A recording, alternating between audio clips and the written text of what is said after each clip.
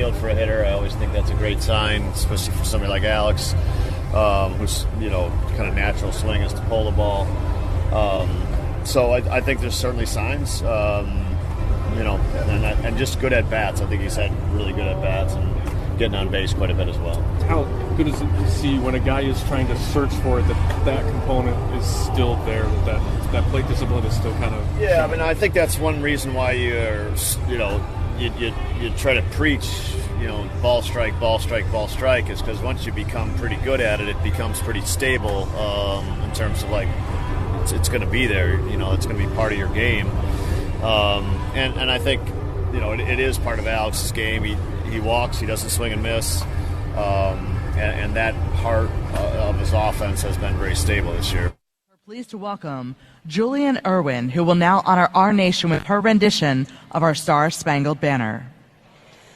Oh, say, can you see by the dawn's early light what so proudly we hailed at the twilight's last gleaming, whose broad stripes and bright stars through the perilous fight o'er the ramparts we watched were so gallantly streaming, and the rocket's red glare, the bombs bursting in air, gave proof through the night that our flag was still there. Oh, say, does that star-spangled banner yet wave o'er the land of the free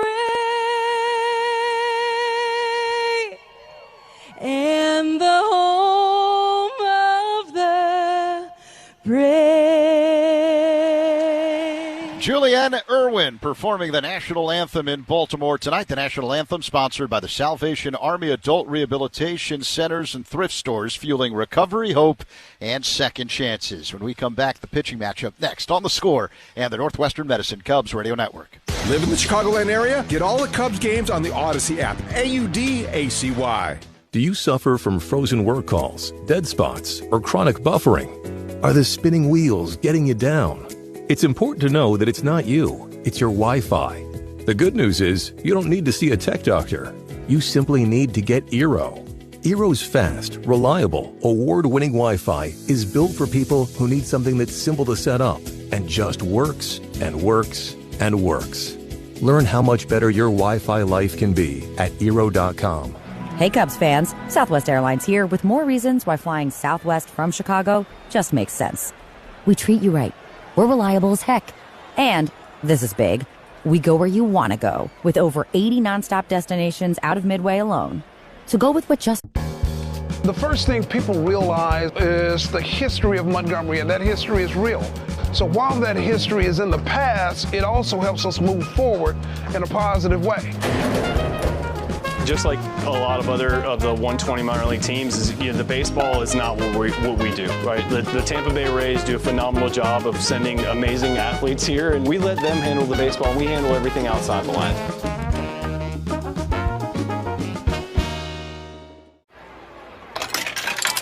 It's time for the great mascot race. Ready? Go! And they're off. Look at them go. They're neck and neck. Listen to that crowd.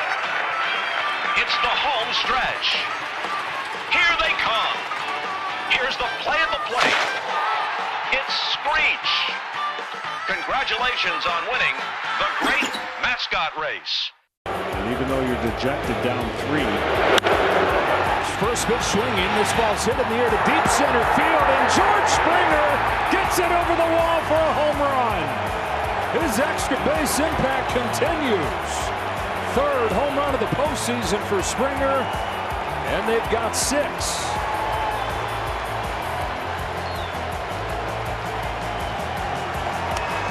Fastball outer third up. He's ready for it.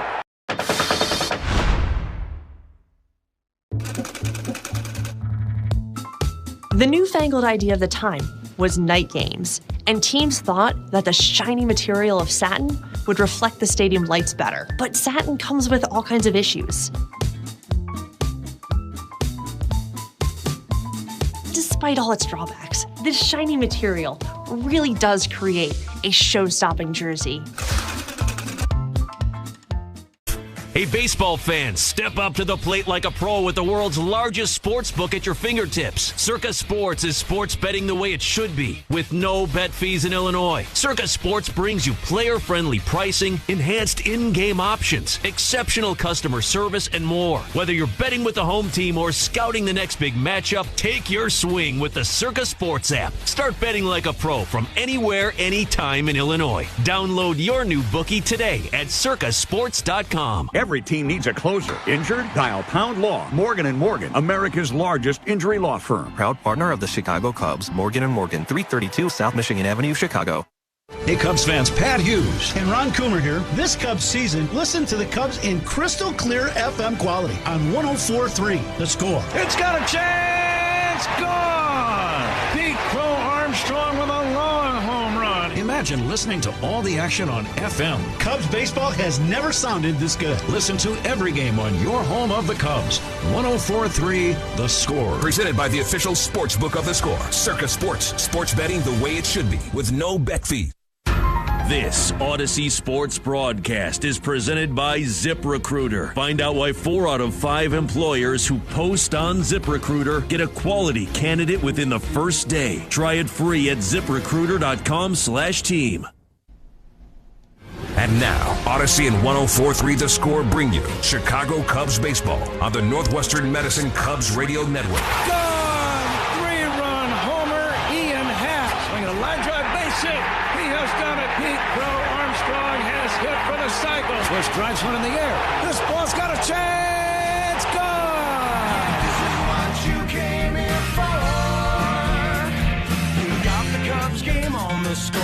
Chicago Cubs baseball is presented to you in part by the Volvo XC90, Benny's Beverage Depot, Benjamin Moore, Grand Appliance, James Hardy Building Products, Laturo Tire, It's Not a Game, Illinois.com, Old National Bank, Sea Glass Wine, Sloan, Southwest Airlines, Xfinity, your Chicago and Northwest Indiana Hyundai dealers, and Yingling, the oldest brewery in America. And now, here's the Hall of Famer, Pat Hughes, and All-Star Ron Coomer, with all the exciting play-by-play action of Chicago Cubs baseball. Chicago Cubs baseball is on the air from Oriole Park at Camden Yards. It's time for Game 2 of this series between the Chicago Cubs and the Baltimore Orioles.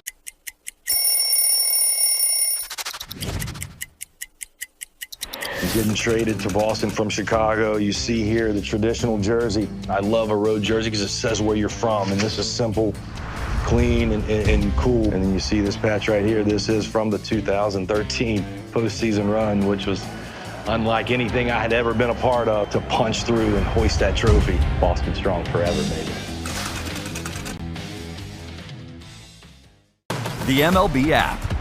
Yeah, it's got game. This game. These games. All the games. Pre-game, post-game, and everything in between.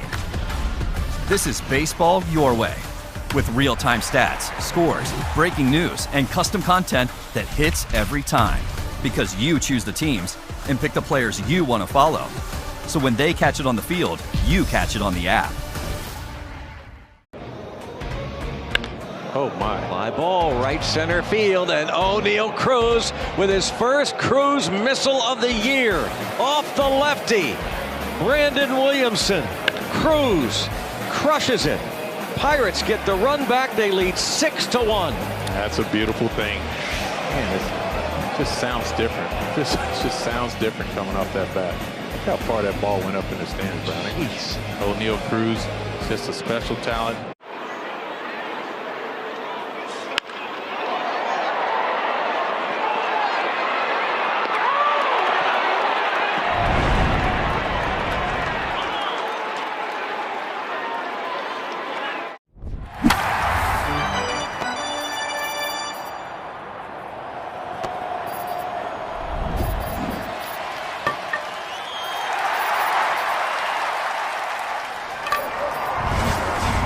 base, and Jackson Holliday batting ninth and playing second base. They are ready to go. The Cubs and the Orioles back to get it started right after this on The Score and the Northwestern Medicine Cubs Radio Network. The Cubs play here on 104.3 The Score and the Northwestern Medicine Cubs Radio Network. Come see what's happening in Greater Des Moines, where every weekend feels like an event. The nationally ranked Downtown Farmers Market, the iconic Iowa State Fair, the award-winning Des Moines Arts Festival, and Hinterland, one of the Midwest's can't-miss music festivals. Add in an Cubs game, a tenderloin as big as home plate, and a few surprises along the way, and suddenly your trip is whatever you want it to be. Des Moines, it's a trip. Make it yours at CatchDesMoines.com. It's game time, and that makes it the perfect time for a flight by England. Just 2.6 carbs, 95 calories, and packed with flavor. Flight is the next generation of light beer, the oldest brewery in America. Look for Flight wherever you buy beer. Really nice ball game for the Cubs yesterday. Kind of all-around good team win, Patrick. You know, Boyd, some guys did some really good things on the bases, some big key hits, couple two-out hits to drive in runs. And I thought when you look at an all-around win, yesterday qualifies. Nice, clean victory and a great way to start a series and a road trip run as the Cubs beat Baltimore. The Orioles now are on the field defensively. Cubs leadoff man is going to be Pete Crow Armstrong. Pete is going to lead things off, and Benny's Beverage Depot sponsors the leadoff batter. If Pete gets a base hit, Benny's will donate $200 to service dog charities. If you can't find it at Benny's, it's probably not worth drinking. Right-hander Dean Kramer with a record of 1-1. As Zach told you on the pregame show, missed a chunk of the early part of the season with injuries. 30-year-old right-hander ready to go to work on Pete Crow Armstrong. Cloudy and warm. It rained off and on during the day, but it's dry right now. Pete had a good series opener last night, 2 for 5, lifting his average up to 293. He's ready for the All-Star game, and we are ready for baseball. The first pitch is taken for a strike, and away we go. Adrian Johnson calling balls and strikes.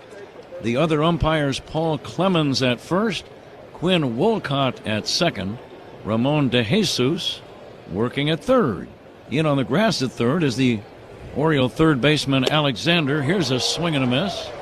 0-2. And Ron, as you think about Dean Kramer facing the Cubs, what's the plan tonight? Now, Kramer's going to be a guy, fastball, and the four-seamer he likes to elevate a little bit, although he has not done that in the first couple to Pete. Fastball split really is his top two pitches.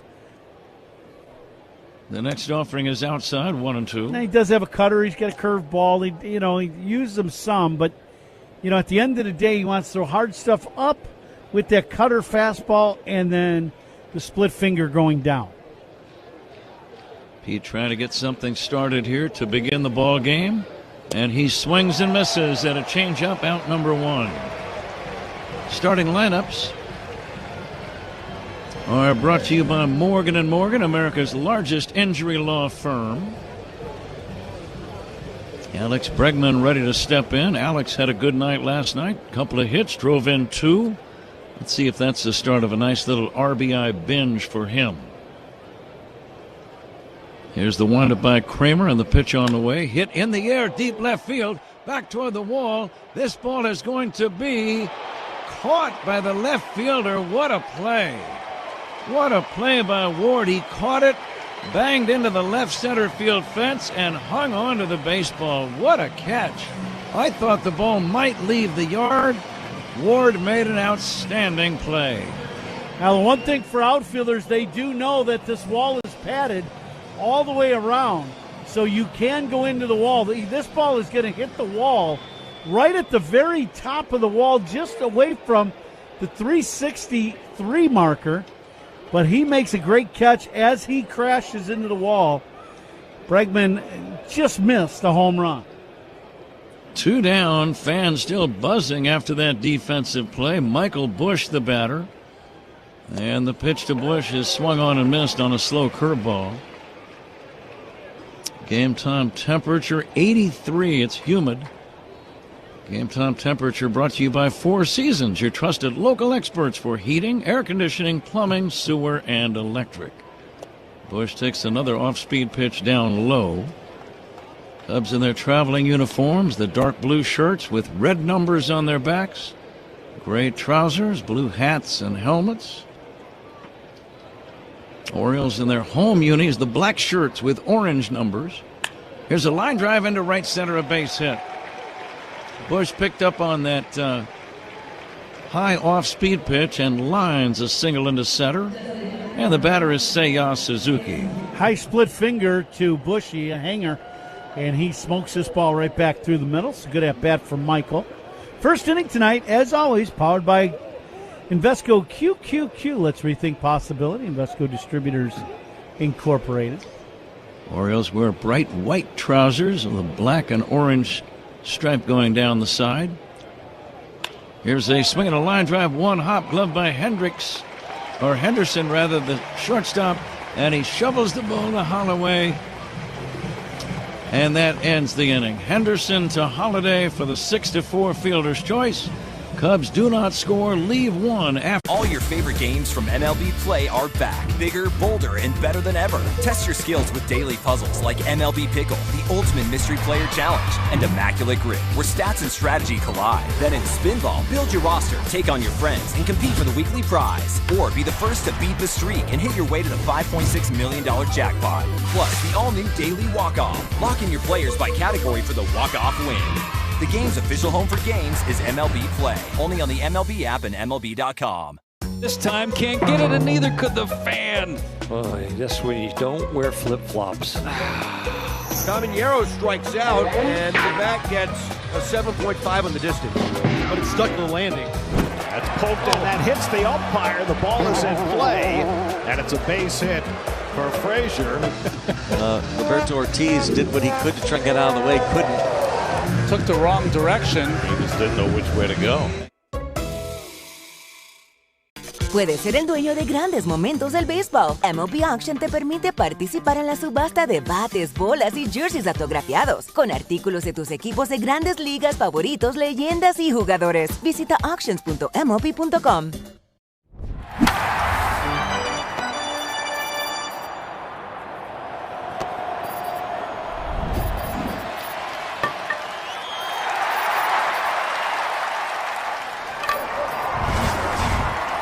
Learn more at XfinityMobile.com. Restrictions apply. Savings compares one line of Xfinity Mobile Select to comparable from T-Mobile, Verizon, and AT&T as of 3/24/26. Taxes, fees, extra. $30 monthly discount limited to new mobile customers only. After 12 months, regular rates apply. Hey, Cubs fans, make history with your business in the Village of Bedford Park. To learn more, contact Adam Colopy at ACOLLOPY at villageofbedfordpark.com. Left-handed batting Gunnar Henderson will lead things off against the Cub right-hander Colin Ray. And the first pitch is in there for a strike. No score, bottom of the first. Ray with a record of 6-5 this season. Big, tall, strong right-hander brings it again. And a check swing, it's taken down low. Ron, as you think about Colin Ray facing these Orioles tonight, what's on your mind? He's a guy that's got to have good command around the zone. And I always think he gets shortchanged as that ball's hooked fouled on the first base line. I always think he gets a little shortchanged with the fastball he's got. You know, he's 94, tops out at 95 with his heater, so he's got a good fastball. But he really does a good job of the back and forth of speed with that, you know, kind of split changeup that he throws. And you'd like to see him, you know, at the end of the day, all pitchers like to pitch ahead. I think it's important for Colin to be able to pitch ahead. 1-2 pitch dribbled foul down the first base line.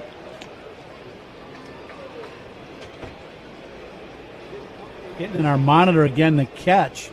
You know, I said that ball probably wouldn't go out of the park, but as we see a replay, it might have. Catch by Ward in left field, robbing Alex Bregman of an extra base hit for sure, and quite possibly a round tripper. Gunnar Henderson hitting .223. The Orioles 8 games below 500. So they'll need to pick up the pace considerably to get back into the American League wildcard scene and picture. Adrian Johnson calling balls and strikes tonight. The next pitch hit back to the mound slowly, picked up by Ray, throws to first in time, and that's out number 1. Scoreless game. First inning, the batter is Adley Rutschman. Good off-speed pitch by Ray, just gets a little dribbler hit right back at him. One quick out. Adrian Johnson calling balls and strikes. Paul Clemens is the first base arbiter. Quinn Wolcott at second and Ramon De Jesus at third.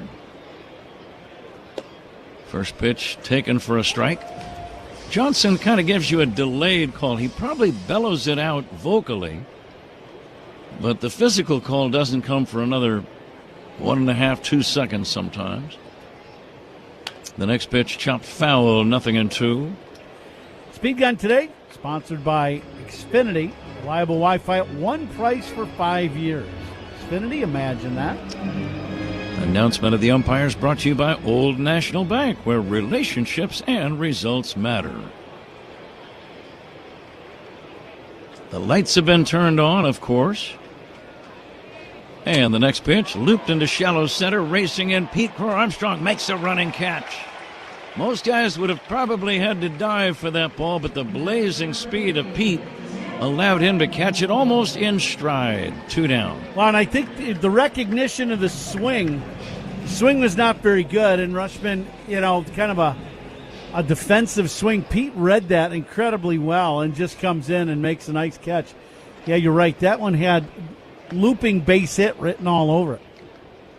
Taylor Ward, a right-handed batter, will take just outside. No score. We're in the bottom of the first. There has not yet been a base runner. Let me scratch that. Michael Busch had a single with 2 outs in the top of the inning. We just like to do things like that occasionally, Ron, to remind the audience these are live broadcasts. Fastball is in there for a strike, 1-1. Well, perfect. And you're right on. Now the 1-1 from Colin. It's outside for a ball. Yeah. I think people that listen to our broadcast, I think we remind them of it just about every night. I know I do. That these are live? Yeah, and my friends let me know it too. Yeah. What are friends for? Here's a curveball off the inside corner, 2-2.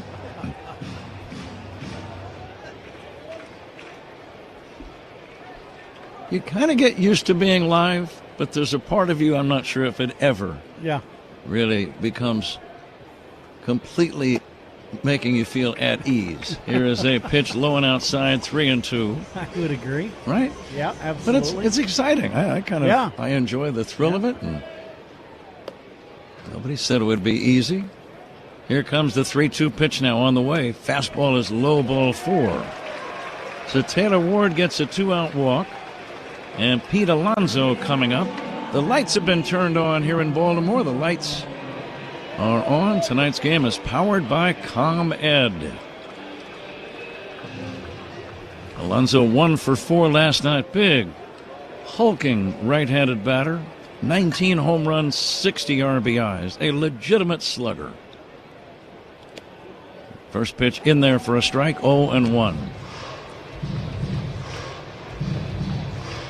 Yeah, this guy, if you're going to walk a guy, probably not the best thing for Colin to walk the guy in front of Alonso.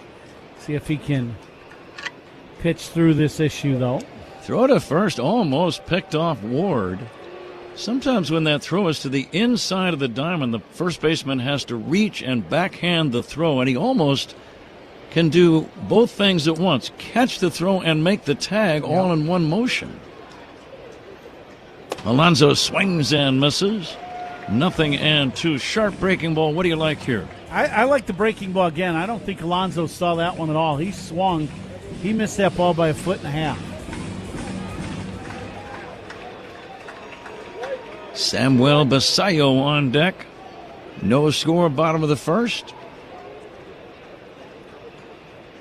Colin Ray looking for a 7th win. Here's the pitch. Fastball just a little high. I don't think Alonso was looking for that pitch. Had it been in the zone, I think he would have got him looking. Yeah, that ball missed the outside corner at the top of the zone by less than the width of a baseball. And now the 1-2. That's low and away. It's 2-2 on Alonso. Defensive alignment tonight. That's sponsored by Fitzgerald Equipment. Material handling handled. Learn more at FitzgeraldEquipment.com. Pete right now at Alonso hitting is deep in center field. The 2-2. Swinging a foul back, and Alonso almost did the splits on the follow-through at his swing. Can you think of anybody in the league that swings harder than this guy? Oh, he definitely gives it, all he's got. That pitch there's a hanging breaking ball inner half, and Alonso would like to get that swing over because he overswung that time. Now the 2-2. Bounced off the hand slowly to a charging Swanson. Gloves it and throws to first in time. Pretty good pitch right in on the hands of Alonso. And Colin Ray gets out of it. No runs, no hits, a walk, and a man left after 1-0 game. The MLB app. Yeah, it's got game. This game. These games. All the games. Pre-game. Post-game. And everything in between. This is baseball your way. With real-time stats, scores, breaking news, and custom content that hits every time. Because you choose the teams and pick the players you want to follow. So when they catch it on the field, you catch it on the app. The first thing people realize is the history of Montgomery, and that history is real. So while that history is in the past, it also helps us move forward in a positive way. Just like a lot of other of the 120 minor league teams, the baseball is not what we do, right? The Tampa Bay Rays do a phenomenal job of sending amazing athletes here, and we let them handle the baseball, and we handle everything outside the line.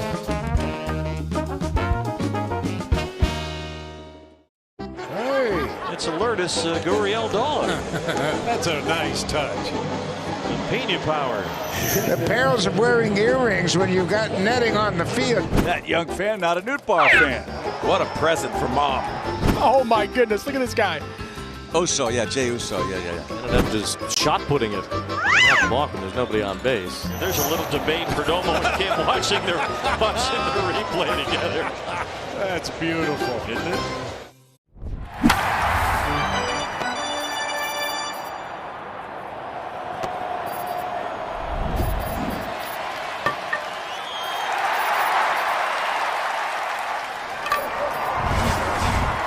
Durable and effortlessly beautiful. Find yours at your locally owned retailer. Visit BenjaminMoore.com today. Top 2 in Baltimore. Cubs and Orioles are scoreless. The second inning is brought to you by Sea Glass Wines, delivering crisp, refreshing flavors that hit every time. Huh? Ian Happ will lead off this second inning and crack one in the air, but he got under it into right center field. Angling in as the right fielder Beavers to make the catch. They just put a gentleman who is 101 years old on the video board here. I believe his name was Theodore Britton. And they had a close-up of him, and I thought I saw him mouth out the words, "I'm available to pinch hit." Oh, yeah, there you go. He was styling, too. He had a new suit on, coat, tie. He was looking good. Very spry. Yeah. Here's Nico Horner. 0-0 game. Nico takes inside for a ball. 101. Think of that. Good for him. Yeah.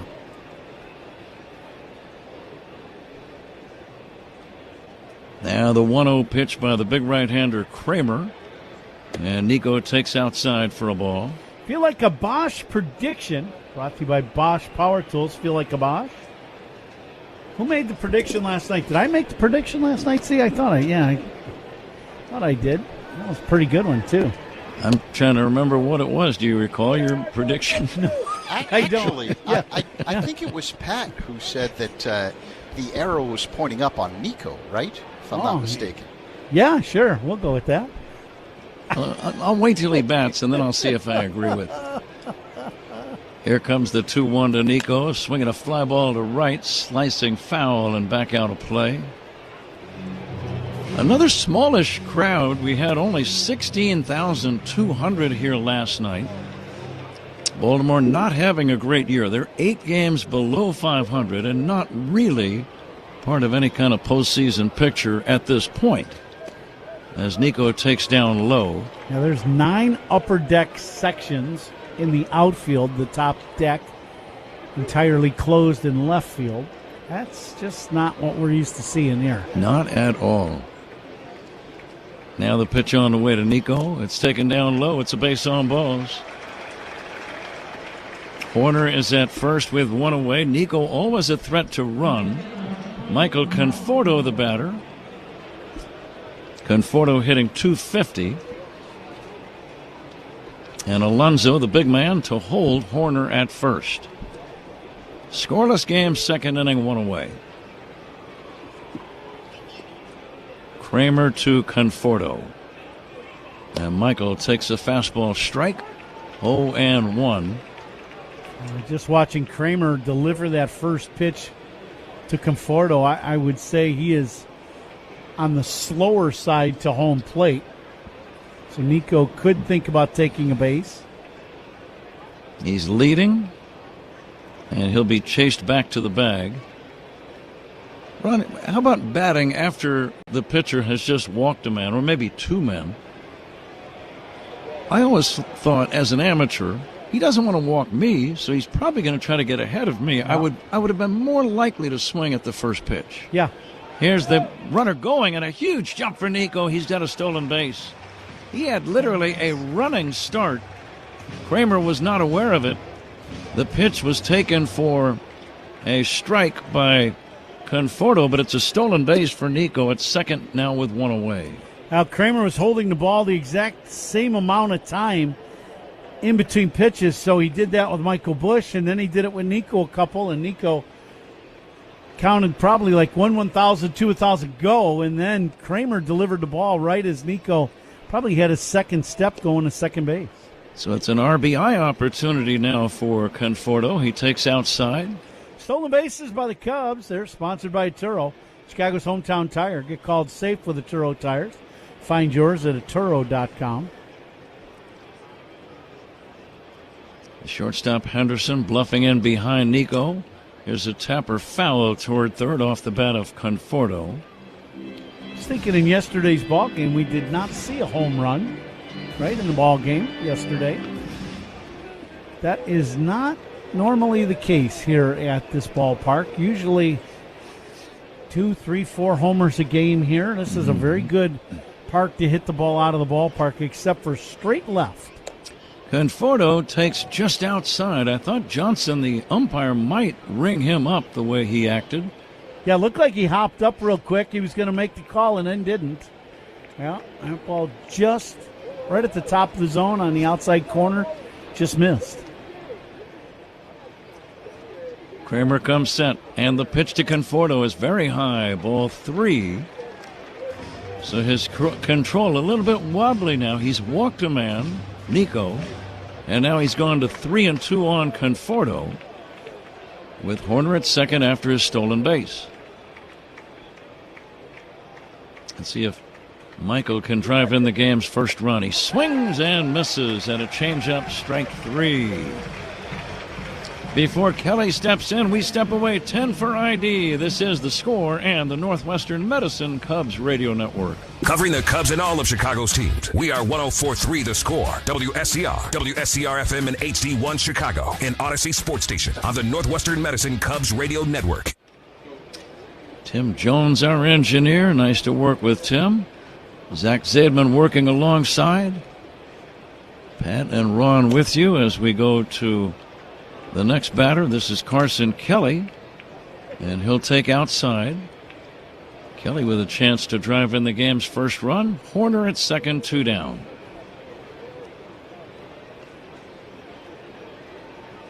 Kelly hitting a sturdy .282.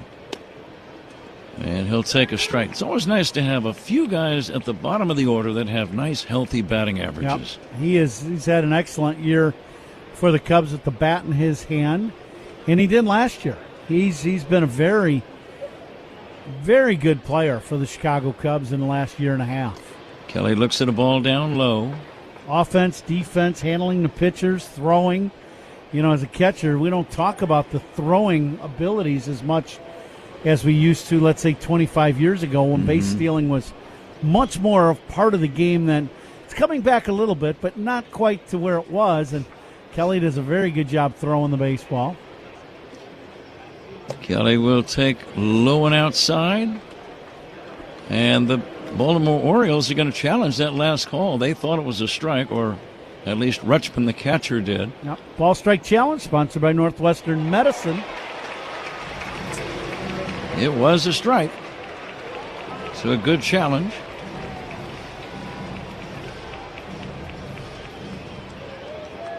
Let's see if Kelly now can lash out some kind of a run-scoring base hit with Horner at second and 2 down. There are certainly some Cub fans again here tonight. There were thousands in attendance last night. And now the 2-2 from the right-hander Dean Kramer. A long set and the pitch. Check swing. Did he go? No swing. It looked like a high inside changeup, and the count now is 3-2. Yeah, it looked like that split finger just kind of squirted out of the grip of Kramer. Yeah, as we get a replay here in our monitor, it definitely did. And now the payoff. Instead, the pitcher Kramer backs away. Kramer, a big man. 6'2", 210 pounds. 30-year-old right-hander. And the payoff pitch to Kelly.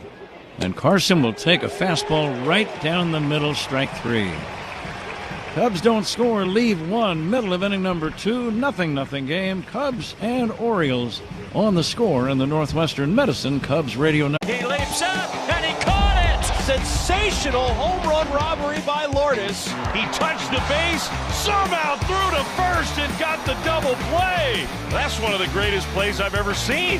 Rewind that one and hang on to it. Wow! Nunez, bare hands, throws. Oh, baby, what a play by Nasim Nunez. Arroyo going to get it, sliding in the outfield grass. Got it! Diving into that turf.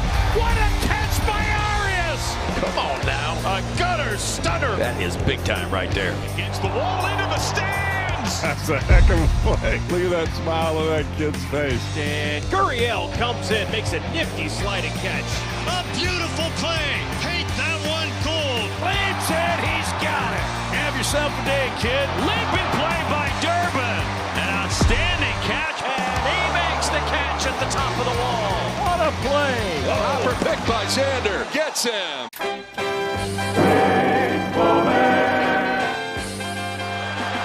We have an animal on the field. Skunk City. Oh, nobody is going near it. Look at that. Killer skunk. Going into the dugout. That'll empty that dugout in a hurry. Look at him go. And the cameraman. Oh, the cameraman to go.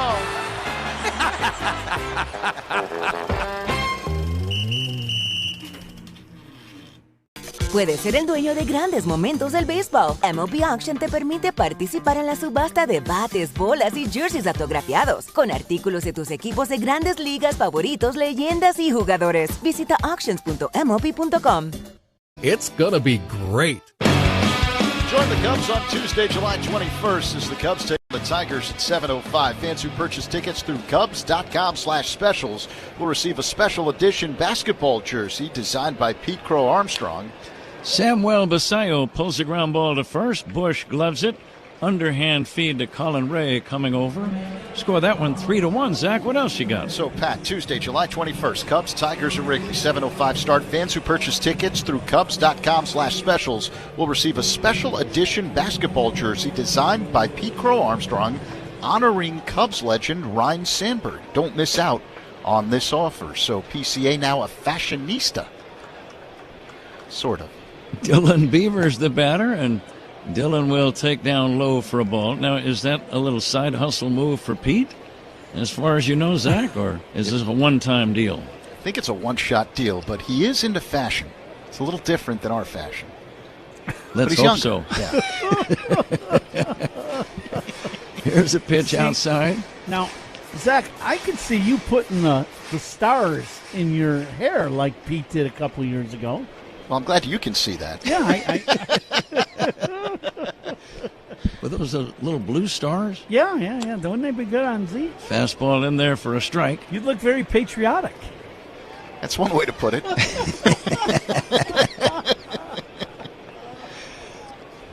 Beavers left-handed batter, hitting .218. He'll take a strike, and the count now is 2-2. No score, bottom of the second, Cubs and Orioles. Ray trying to duplicate what Matthew Boyd did last night, give the team 6 strong innings. Now the 2-2. Line toward left, long run, Happ over toward the line, has to play it on a bounce. It's a one-out opposite field single for Dylan Beavers. Happ, I believe, thought about making a diving try, but he thought, no, maybe not the best choice. Played it on a bounce. Yeah, and I think this is a good move. You know, here early in the game, Colin Ray's throwing the ball well. You dive for that ball, miss it, and it bounces past you. Now it's a double or a triple. So right here it's a base hit. You still get a ground ball, and you're out of the inning. Colton Cowser, the batter, a big swing and a foul back. Bregman in on the grass at third, anticipating a possible bunt. Cowser hitting .223. Baltimore in last place in the American League East. It's a tough division. Tampa and the Yankees, Toronto and Boston ahead of them. How about Tampa? They just are not cooling off. I think whenever a team does that, you think, well, wait till they've played half their schedule or wait till you get to July 1st.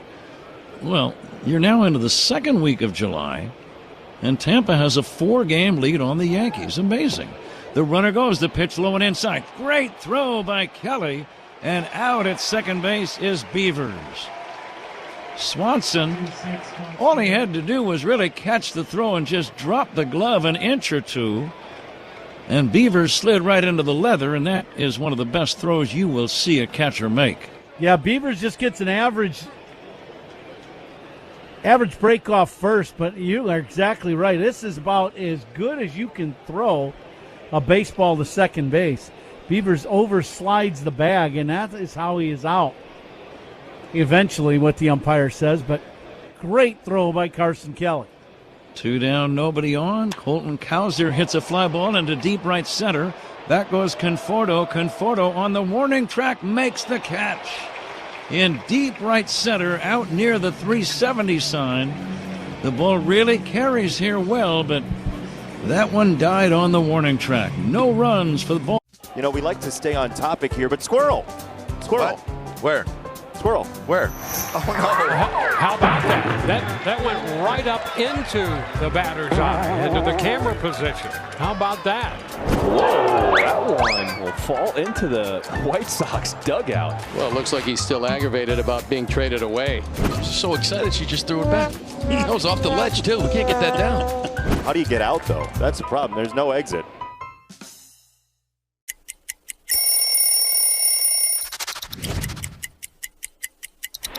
I was in AAA, and right before the game, they said, no, you gotta stop.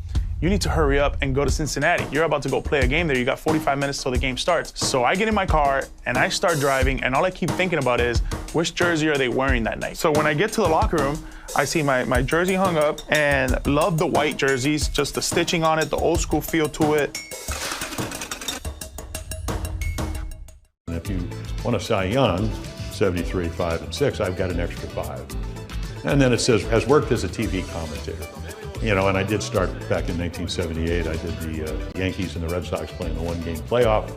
And ABC said if the Yankees win, Reggie will play, and then you'll go broadcast with Howard Cosell and Keith Jackson. And that's how I started my broadcast. And that's the Bucky Dent home run. So every time I see Bucky Dent, I go, thank you for making me a broadcaster.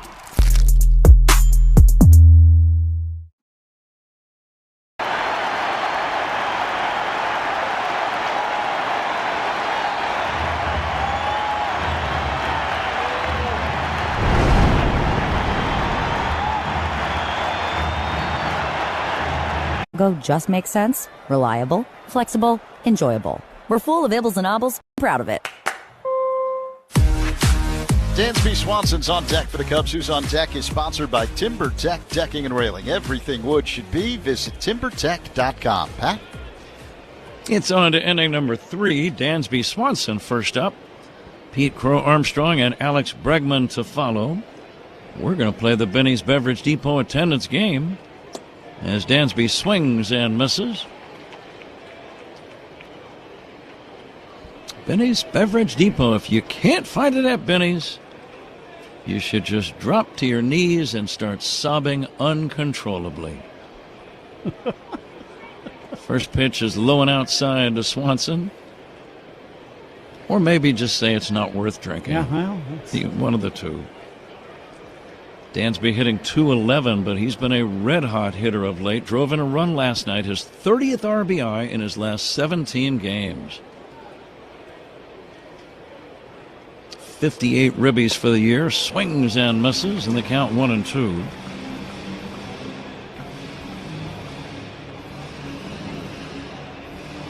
We invite you to join us on a little Zoom call tomorrow. We have a thing we are doing. It's called Pat and Ron through a company called Patreon, Patreon, patreon.com. Swanson pulls the ground ball foul toward third. And it's called Inside the Booth with Pat and Ron. And tomorrow we're going to do a video from the hotel here in Baltimore. Yeah, kind of a live stream where we're going to take some questions, right? Ron, if that's what you have planned, I'm all for it. Here's a swing and a foul back. We play it very loose. Yeah. For a lot of things that we do. It's okay. No, we have fun. We take questions. And we tell stories. Sometimes they're even true. But it'll be a monthly Q&A session tomorrow. Here's a pitch fouled away. And if you'd like to join us, we'd love to have you. Go to Patreon, patreon.com/Pat and Ron. It's called Inside the Booth with Pat and Ron. We have a member of the week, in fact, and the member of the week is Chuck S. We don't give full names. Here's the 1-2 pitch. Dansby takes outside. Kramer thought he had him with that fastball, but just missed. 2-2. Chuck S. Chuck S. is our member of the week. And the 2-2 pitch, swing and a foul again. This is a pretty good battle between these two guys. Yep. Pete Crow Armstrong on deck, and then Alex Bregman. But we'll take some calls tomorrow. We have fun. Those are a lot of fun. Ryan Porth of Odyssey does a great job coordinating all of this. 2-2 pitch, swing and a miss. Dansby upsetting himself for chasing a low outside curveball. And that is strikeout number 4 for Dean Kramer, including the last 3 hitters in a row. Yeah, another split. This one kind of goes down and away from Dansby. He's had a good one tonight. Third inning is brought to you by Consumers Credit Union, the people in your corner who stand up for you wherever you go. Consumers Credit Union. Pete will swing and miss. Crow Armstrong struck out to begin the game. Looking around at some of the things that have happened in the big leagues. How about the games by Ryan O'Hearn of Pittsburgh and Kansas City's Tyler Tolbert? I'll get back to this in a minute. Let's see what Pete does. He swings and misses. It's 0-2. There were some historic achievements in big league ball last night.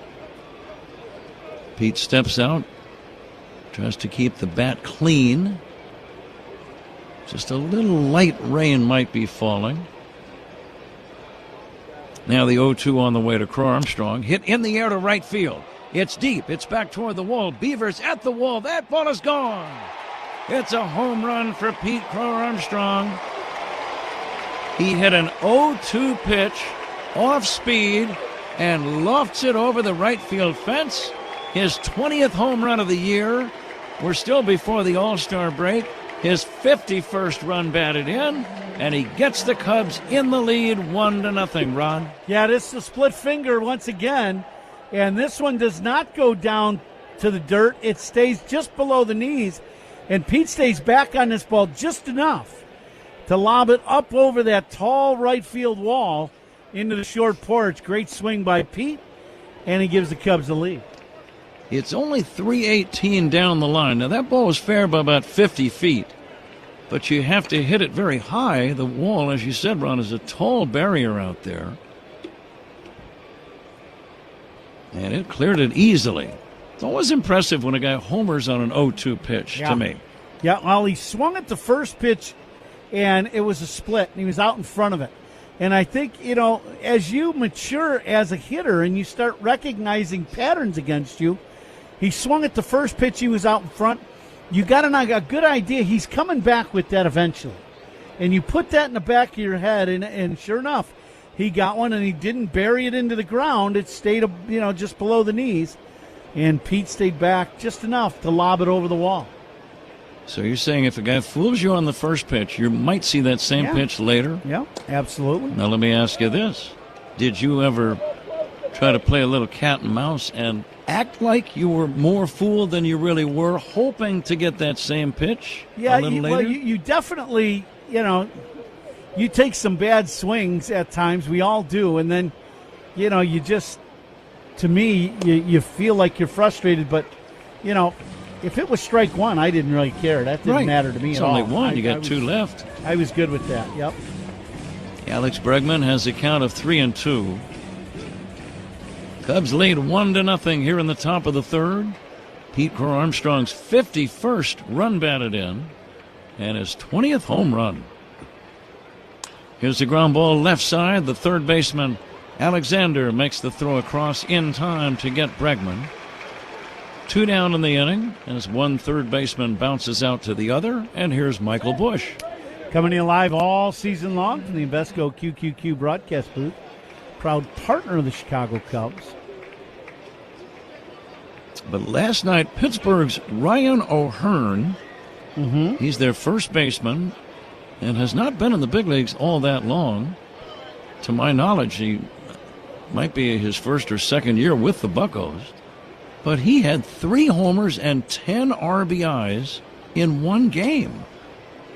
In a 12-4 win over Atlanta at PNC Park. Now, the Pirates became a franchise run way back in 1882. Right. No one in Pirate history had ever had a 10 RBI game until he did it last night.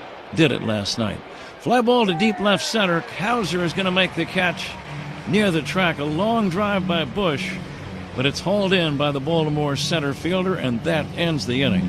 Pete Crow Armstrong goes deep to right, giving the Cubs the lead. It's 1-0 Cubs as we go to the bottom of the third on the score in the Northwestern. During the offseason of 1888 to 1889, Spalding took a group of big leaguers on the first worldwide barnstorming tour. This is Spalding. Yes, you look at the Spalding, you're like, wait a second, now this is the backstory. Okay, this is great. Stops included New Zealand, Italy, France, and even Egypt, where they played in front of the pyramids. Spalding's contributions to baseball history don't end there. Do you know the story of Doubleday and the invention of baseball? Please tell us. Enlighten us. When a 71-year-old Cooperstown native came forward, baseball officially had a birthplace in Cooperstown. If I'm in the presence of this baseball, does it give you powers to become a better baseball player? I've been here 5 years and playing baseball through all of it. I don't think I've gotten better. And whether it's the World Series or the wonders of the ancient world, there's no debating that baseball connects us all. Go to baseballhall.org to plan your visit to the National Baseball Hall of Fame and Museum in Cooperstown, New York, and catch every episode of Hall of Fame Connections on MLB.tv. So the museum opens in 1999.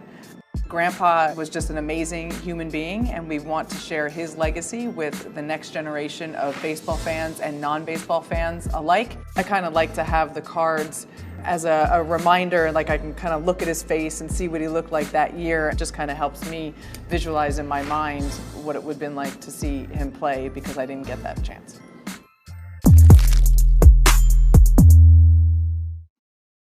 Puedes ser el dueño de grandes momentos del béisbol. MLB Auction te permite participar en la subasta de bates, bolas y jerseys autografiados con artículos de tus Consumers.org. Federally insured by NCUA. Bottom three, Cubs leading the Orioles 1-0, cloudy and 81 degrees. Time and temperature sponsored by Circus Sports. Sports betting the way it should be with no bet fees. Pat? Blaze Alexander fouls away the first pitch by Colin Ray. Zach will be along in the fifth inning to work with Ron. Cubs on top 1-0. Let's see if Colin Ray can maintain the lead as he works in the bottom of the third. Blaze Alexander takes low and outside. But getting back to Ryan O'Hearn of the Pirates last night, what a night he had. A grand slam and then a pair of 3-run home runs. Became the first Pirate ever. We're talking about 145 years as a franchise. No Pirate had ever had a 10 RBI game until Ryan O'Hearn last night. Some pretty good Pirate hitters through the years, you'd say, right? Willie Stargell, Roberto Clemente. Parker, right? Sure. Bobby Bonilla played there. Barry Bonds. 10 RBIs. Fastball is high. It also allowed Paul Skeens, the star young right-handed pitcher, to earn his first win in nearly a month. Wow. And Kansas City outfielder Tyler Tolbert. Now, I'll be honest, Ron, I was not really aware of him until I read this story. You realize in the last few days he has had hits in 12 straight plate appearances. How about that? Unbelievable. Yeah. That's hard to do in Pony League. Yeah, there's no doubt. A swing and a foul off to the right out of play. Did you play Pony League ball? I did. I did too, yeah.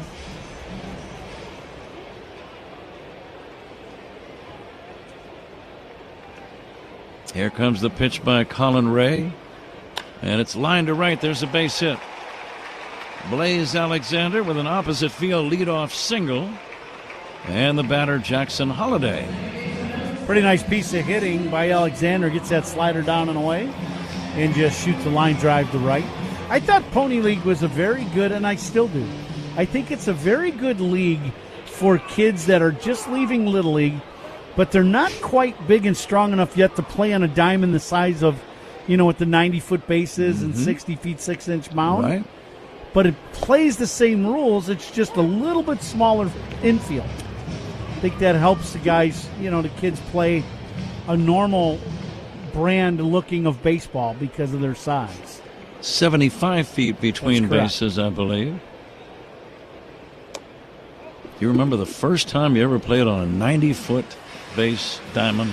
Yeah, it seemed like you hit the ball and, the field was enormous, didn't it? Well, I played shortstop. You'd go into the hole and you'd look up and see where first base is, and you'd think, where is that thing? I can barely see it from here. And it almost hurt your arm to uncork a throw from that far. And at that age, I was pitching too, and you move to, 60 feet 6 inches, that stopped the pitching pretty quick. It's a little longer to make your throw. Yeah, absolutely. 3 balls and a strike on Holliday. Now let's see if Colin Ray can come back to get him. Cubs lead 1-0. Here's a ground ball into right center field, a base hit. Alexander motoring around second, going to third. Cor Armstrong throws the ball to second base. And the Orioles now with men at first and third and nobody out. And now the top of the order due up. Now this is a pitch, fastball away. And I mean, might even been off the plate away. And Holliday just goes out and gets this ball and hooks it back through the middle. Just to the second base side of the bag through the middle of the diamond. And that spot is the spot to hit the ground ball if you hit one to the pull side. And first and third, nobody out. Gunnar Henderson will look at a strike. Cubs keep the infield back. Bregman shallow at third, about even with the bag. The other infielders in the middle play back. And Bush holding the runner Holiday at first. Here's a one-hop bullet to Swanson. He'll step on the bag and throw to first in time. Double play as a run scores. The runner at third froze, making sure that the ball would land in front of Dansby. He thought, I believe that Alexander thought that Dansby might be able to catch that ball on the fly. And for that reason, I saw Dansby look over at the runner, but Dansby did the right thing. He got the double play, even though a run scores on that play, but an unusual play. Yeah, absolutely. I think if Dansby touches the bag and throws home, I don't think he gets him at the plate. Right.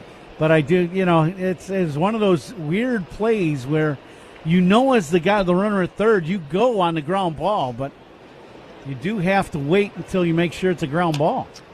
2 down, base is empty, no RBI for Gunnar Henderson. Now, Dansby very well aware. And it's one of those split-second decisions that ball players have to make. Do I go for the guy at the plate? Do I keep the run off the board? Do I get the sure thing double play? I think that might be the key to it, Ron. If you know it's a cinch double play, that might always be your best choice. Yep. Take the 2 outs, especially in the third inning. Yep. 2 balls and a strike on Rutschman. And the pitch popped up. This should end the inning. On the left side of the infield, Dansby Swanson makes the catch between shortstop and the mound. 1 run, one run on 2 hits. We're talking about power. We're talking about bling. This is the stuff that puts people in the seats. Ruth's adoring fans pitched in to gift a crown fit for the home run king. How come the fans didn't, put something together for me? They gave you a nice round of applause. It's a good job, Carlos. That man is 42 years old. I'm only 22. Until that man stay on that mound, nobody's going to take me out of this game. Okay, let me see what I can do about it. Right now, I feel like I can go over there and go placata right now on the field just because I held this bat, Willie Mays. I'm not giving it back to you. You need it back? To get back. Okay, you can continue talking. And you're just going to hold on to it? Yeah. Hammer and Hank became baseball's all-time home run king. Hank Aaron flipped the bat, pointed to the outside, and said, placata. Every single Triple Crown winner has been inducted into the Baseball Hall of Fame. So it looks pretty good for Miggy. Just saying. Go to baseballhall.org to plan your visit to the National Baseball Hall of Fame and Museum in Cooperstown, New York, and catch every episode of Hall of Fame Connections on MLB.tv. The first thing people realize is the history of Montgomery, and that history is real. So while that history is in the past, it also helps us move forward in a positive way. Just like a lot of other of the 120 minor league teams, the baseball is not what we do, right? The Tampa Bay Rays do a phenomenal job of sending amazing athletes here, and we let them handle the baseball, and we handle everything outside the line.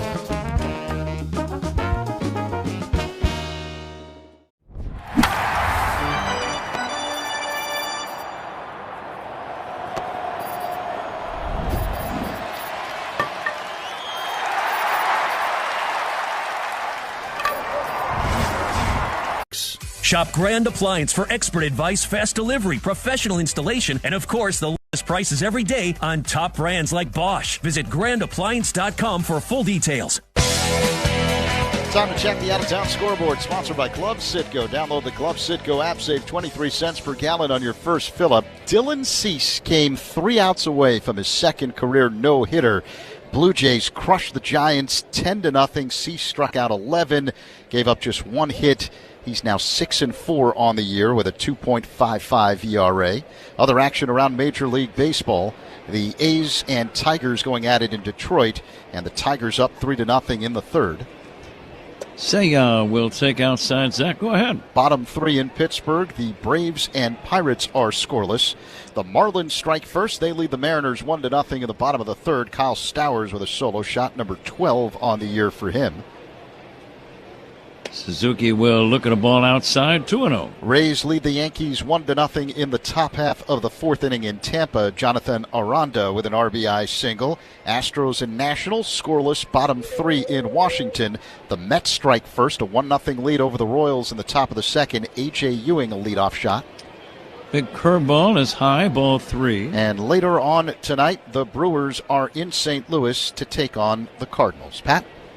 Very good, Zach. Thank you. Zach will be along in the 5th inning to work with Ron. Milwaukee has won the first 3 of that 5-game series against St. Louis in St. Louis. Fly ball to shallow right. Beavers coming in, calling and making the catch. Suzuki is out number 1. That was a 3-0 pitch, and Suzuki popped out to shallow right. Yeah, 3-0 pitch is a little tardy on that fastball. Big swing, but just a little late. Here is Ian Happ. Well, I was thinking about that series between St. Louis and Milwaukee. If you're St. Louis and you have a 5-game series against the division leader, and they've lost 3 in a row, you get swept in that series, boy, that puts a dent in the old record in trying to catch them. Yeah, they're going to be in trouble unless they can bounce back and win 1 or 2 of these last games in that series. And the Cardinals, remember, lost the finale at Wrigley on Sunday, so they've lost 4 consecutive games. Milwaukee does look dominant, though, as they're trying to win their 4th straight National League Central Division title. Happ takes a slow curve outside from Dean Kramer.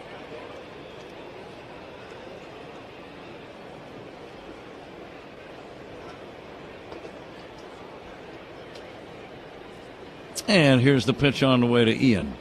Swing and a foul back. He got a pitch to hit. Happ in a bit of a slump now. His average down to 215.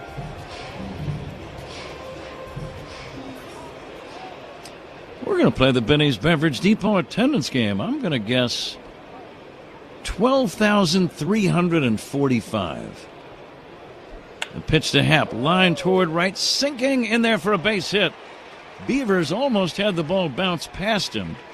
He came in, I believe he was toying with the idea of making a diving backhanded try, and he almost got too close to the ball. He did. It's one of those plays, the hanging split finger. Happer hits this ball sharply to right, and Beavers, he can't make up his mind and then gets real close to where the ball's going to bounce. He does an excellent job, though, of catching it on an in-between hop and keeping it from going all the way to the wall. That had double or triple written all over it if it gets past him. Game is tied at 1. We're in the 4th inning. Nico Horner swings and misses. Now, Nico was thinking extra bases with that cut. Pat, what was your guess in the attendance game? 1, 2, 3, 4, 5. You heard it, I believe. So it's non-palindromic. Just double checking. But it is. There's a pattern to it, though. It should be rather obvious. Yeah, he did pretty good in math. The 0-1 is taken low and inside for a ball. We've just never had a guess of 1, 2, 3, 4, 5 before. And here we are. I like to be in the vanguard of these kinds of things. A ball and a strike. And the pitch lifted foul off to the right, out of play. Does that make you uncomfortable that it was not palindromic? Just checking to make sure everything's okay. Oh, no, everything's fine. Was that a sigh of relief I just heard in the background? Oh, yeah. I will make my guess will be 13,579. Now the 1-2. And a check swing. Does Nico go? No swing. It is Women's Night here at Camden Yards, where the Orioles are celebrating the impact of women in sports, business, and the community. So I'm going to go 14,500. And the 2-2. Nico takes high, 3-2. So we're all locked in. Now, Tim Jones is our engineer. He is more than welcome to join in. It's not unusual. Oh, that's Tom Jones. Sorry. Here's a swing and a fly ball to left, shallow. Racing in, the left fielder Ward makes the catch near the line. Hustling back to first is Happ. And that's going to be out number 2. Nico got a pitch to hit. He was just a little out in front. Yeah, little hanging breaking ball. Now, do you think Tim is about tired of that? I think I do that just about every time he engineers in a series. It's a great song, though, isn't it? Yeah. Tom Jones. From Tom Jones. I think he did that on the Ed Sullivan Show, if I'm not mistaken, many, many moons ago. Like 67 or 68, right? Sounds about right. He's still performing, as far as I know. I still hear commercials on the radio that he's performing in the Chicagoland area. He is playing in Chicago this summer, like late summer. Yeah, I think in August. Yeah. People said, how can you explain it? He says, well, it's not unusual. Yeah. Here's the pitch. And it's a curveball in there for a strike to Conforto. That's why you're a Hall of Famer. So Tim Jones is going to play the Vinny's Beverage Depot attendance game, and he's made a guess of 17,500, which also is not unusual.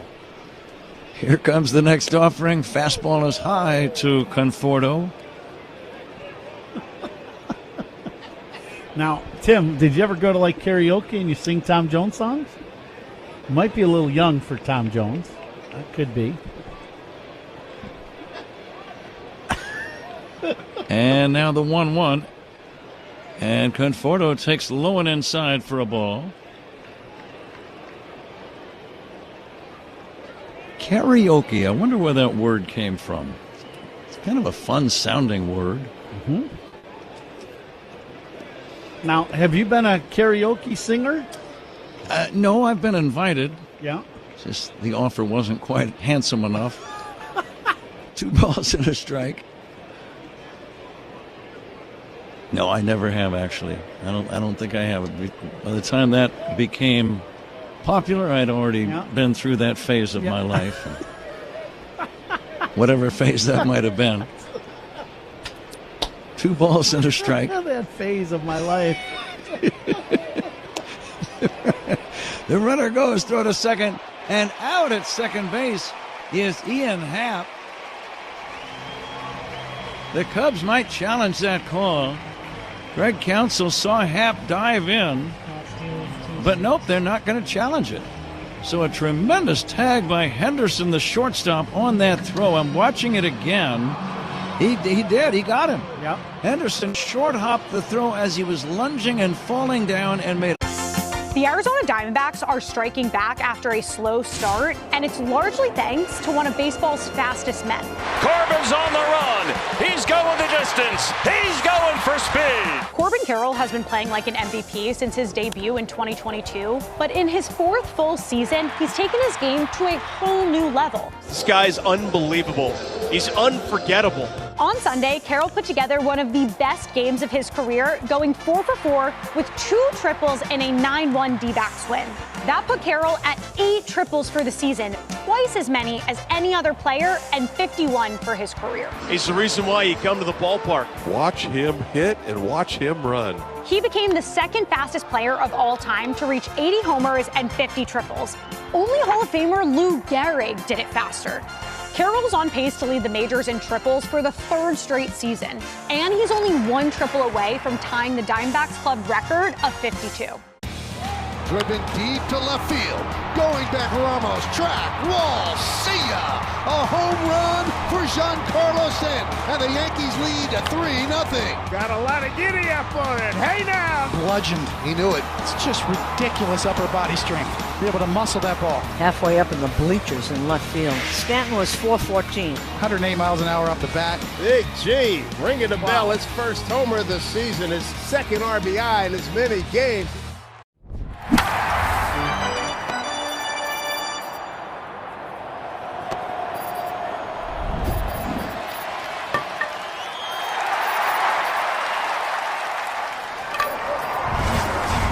Today at participating dealers only. Not available with lease and some other offers. Take new retail by 8/3/26. Save time every time for a great haircut. Just download the Great Clips app or check in online at greatclips.com. Great Clips. It's gonna be great. Bottom of the 4th inning, 1-1 game. Colin Ray working on Taylor Ward. And the first couple of pitches, both in the strike zone. 0-2 on Ward. He'll be followed by Alonso and Basayo. And the next pitch, looper into shallow right. That's going to fall in for a base hit. It's always hard to give up a hit on an 0-2 pitch, Ron, but it happens. And Ward has a single. It's the second 0-2 pitch. That's been a hit tonight. Cubs, Pete Crow Armstrong hit a home run in 0-2. Mm-hmm. And this one just a little shot right off the end of the bat, just a little soft liner in the short right field. And here's Pete Alonso. He bounced out to short his first time. He hits a deep fly ball to right center. Back goes Pete Crow Armstrong to the wall. Home run. Pete Alonso with a home run just to the right of dead center. And Baltimore has taken a 3-1 lead. He is so strong, Ron. I didn't think he got all of it, but he got enough of it. And Baltimore leads by 2. Yeah, this guy, as you said, big, strong guy. And as we talked about, you know, this ballpark, the ball really jumps to that right center area. And Pete Alonso hits this ball just to the right field side of the hitting background. Line drive bullet into the bleachers in right center. His 20th of the year. Amazingly, I was going to say Alonso and Pete Crow Armstrong each homering, and for each man his 20th of the year. The difference would be in RBIs. Pete now with 51. Pete Crow Armstrong, that is, and Pete Alonso with 62. He's a force. Yep. Samuel Basayo fouling it away, 0-2.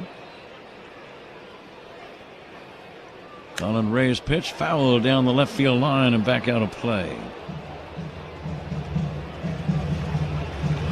One more game in this series. That's tomorrow night, same time as this evening. And then it's on to Cincinnati. Cubs have not yet been to Cincinnati's park yet this year. A swing and a miss, strike 3, and Basayo is out number 1. Strikeouts by Cubs pitchers are brought to you by Chicago and Northwest Indiana Hyundai dealers. First out in the inning, sponsored by Xfinity. Reliable Wi-Fi at one price for 5 years. Xfinity, imagine that. Dylan Beavers the batter. He'll take a strike.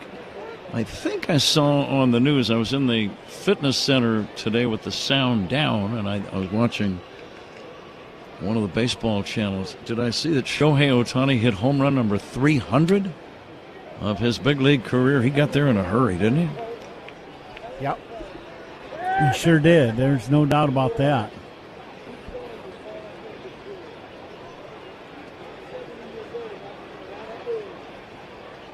It's like he hits to make a living and he pitches as a hobby. Yeah, right.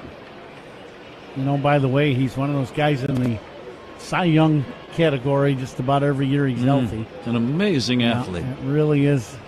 The mental, the ability to do both of those mentally and have the energy to do both is incredible. It really is. Deep fly ball to right center. Off the bat of Beavers. This ball is going to bounce off the wall. Chasing it down is Conforto. It's a double for Dylan Beavers.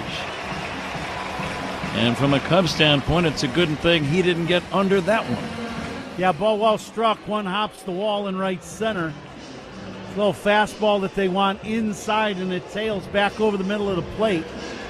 And Beavers just hits a bullet to right center.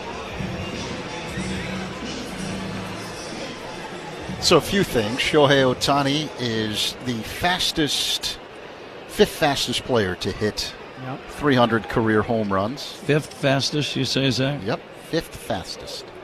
Who were the first four, if you don't mind my asking? Here's a swing and a foul out of play off the bat of Colton Cowser. I'll get you the list momentarily. He's the first Japanese-born player to reach the mark.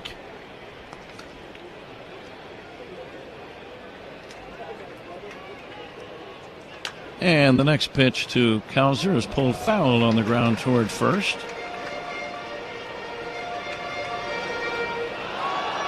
Bottom of inning number 4, Baltimore on top 3-1. Cubs scored first on a homer by Pete Crow Armstrong in the top of the 3rd.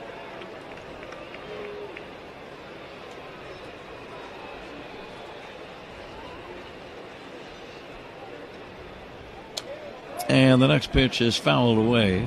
Aaron Judge, Ralph Kiner, Ryan Howard, and Juan Gonzalez are the only players who have reached 300 home runs faster than Ohtani.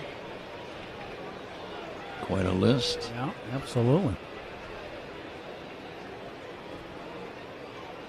And the next pitch lifted foul down the left field line and back out of play. And you asked another question earlier in the broadcast, Pat. Where does the word karaoke come from? Yes. Yeah, it's Japanese, combining the words meaning empty and orchestra. It literally translates to empty orchestra, referencing backing tracks played without live musicians. Sure, that makes sense. Yeah. Karaoke. Thank you, Zach. The word empty to me, it's kind of a good word for karaoke. Because if you've been to it, sometimes not so much, not so good. Bouncing ball toward the middle, backhanded by Horner. He'll throw to first in time. That's going to be out number 2. Beavers goes to third on the play. And now with 2 down, the batter is Blaze Alexander. You know what I mean about karaoke? Some people just shouldn't be singing, Maybe even most? Yeah, I would go with that. Yeah, absolutely. Yeah, I fit in that category. But have you ever, in a tavern, have you ever gotten up and belted out some tunes? Well, I own one of them finer establishments. So have you sung in your own? I have. I have a friend that has been in our booth that has a band that I have sang with them. Would that be Eddie Vedder? No. Okay. No, I definitely would not sing if Eddie was singing. Why not? He would sing with you. You guys are good friends. I think we would sing very well together. I'd have volume up on one and volume down on the other. Great. Inside to Blaze Alexander. Eddie is a big Cub fan. We see him at Wrigley all the time. He's been in our booth many times. And just a very nice man. Yeah, great guy. Yeah. Here's the 2-1 pitch. Curveball is in there for a strike, 2-2. And he does love Wrigley Field and the Cubs.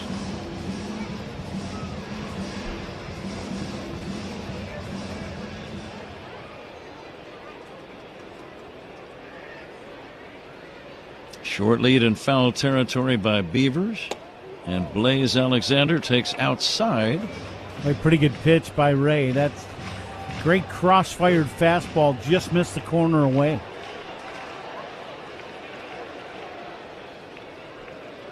The next pitch, fly ball to right. Backing up is Conforto with a play, makes the catch to end the inning. But a 2-run home run by Pete Alonso gives Baltimore a 3-1. You can see a lot of different characters at the ballpark, and this week brought out some of the best. I just hope that whatever was going on with that hot dog, that dog now owned that hot dog. I have not seen a cup on the bottom of a spike. This is more of a hand grenade than it was a throw toward second. Osuna hits one into the cone. So look up and look out. That bat exploded, and the Mariners haven't blown it up. Florida man's a real thing, Dwayne. Tarps off. Freebird time at Busch. Fantastic entertainment. Hats off and shirts off for the top defensive plays of the week. Towards the side rail, he crashes into the wall, and he made the catch! Another stop by Peraza, throw from his back, and he got it! Now, look if you dare, I shall not drop the ball. Church is gonna make a diving catch! Holy smokes, what a catch by Julio Rodriguez. Into the dugout, flips into the dugout. Did he hold on? He did. How about that? I don't think Joe ever looked uncomfortable offensively. 2 Mac drives high in the air out to right. No doubt about this. Second deck, a Mac attack. His 5th homer in June. 450 feet. A beauty of a bomb for Mac, and it's Marlins in the top of the 7th. If that was 450, I'm really going to need a recount on right.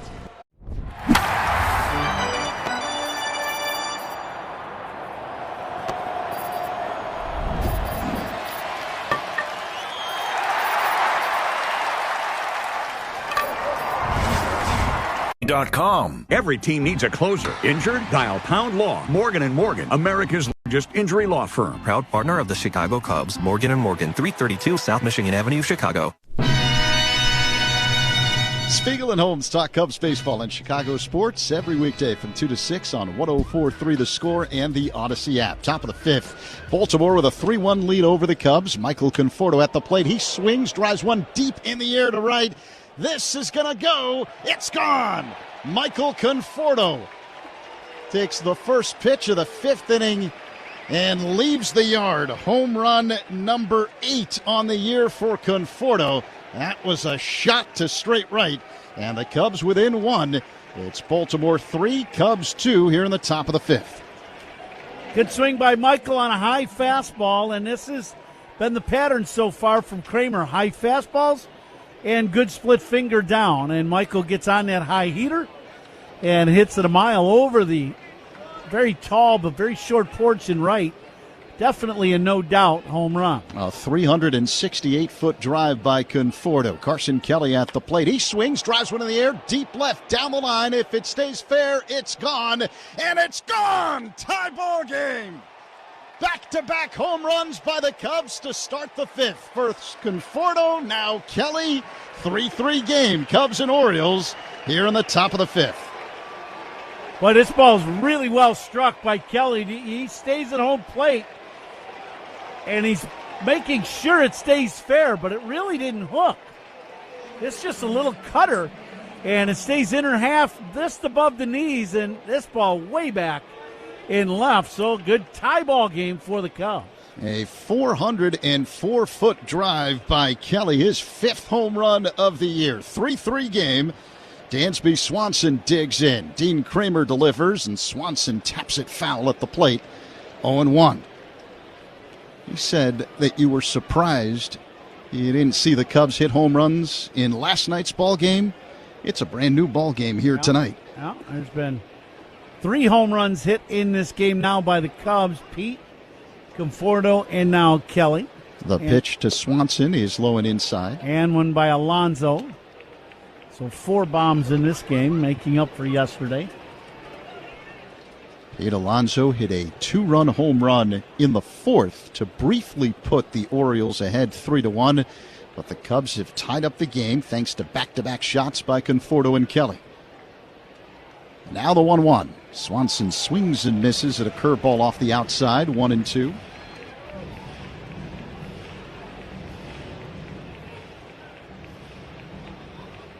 Dansby with 16 home runs on the year. Temperature in the upper 70s here in Baltimore at the moment. Kramer, high leg kick and pitch. And Swanson dribbles it foul off to the left, 1-2. Dansby getting a steady diet of off-speed pitches from Kramer. A couple breaking balls, that was a split.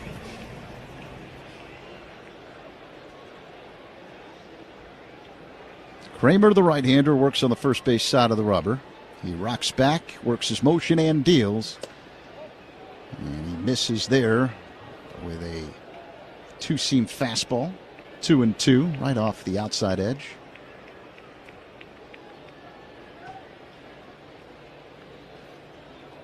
Swanson waits. And Kramer delivers.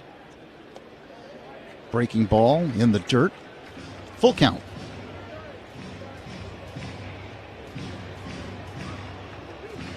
Swanson struck out swinging his first time up. 0 for 1. Now the payoff pitch.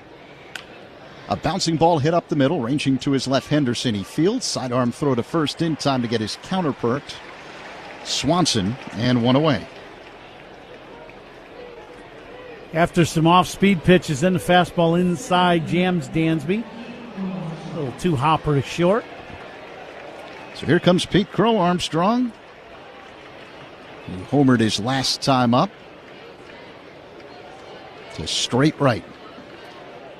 1 for 2 today. PCA with his 20th of the year. The pitch, he swings and misses at a breaking ball. Did he just foul that one off? No, he missed. Coming to you live all season long from the Invesco QQQ broadcast booth, proud partner of the Chicago Cubs. So PCA now a member of the 2020 club. 20 home runs, 20 stolen bases for the second consecutive year. And the 0-1 misses off the outside. Fastball, 1 ball and 1 strike. So Crow Armstrong is the first Cub to have back-to-back years in the 2020 club since Sammy Sosa in the mid-90s. Think about that. Here's the 1-1. Crow Armstrong hits a high fly ball deep right center field. Cowser back at the track near the wall. Gone! Second home run of the night for Pete Crow Armstrong, and the Cubs take the lead. 4-3 over the Orioles here in the 5th. It's the 3rd Cub home run this spring. Now, this one had the sound when Pete hit it. You know, you hit a ball to right center here in Camden Yards, and the ball just jumps here. It has since they've opened this ballpark, and Pete hits this ball, and it ends up high towering shot. It's a split again. Pete hit the home run to straight right, was a split. This is another one.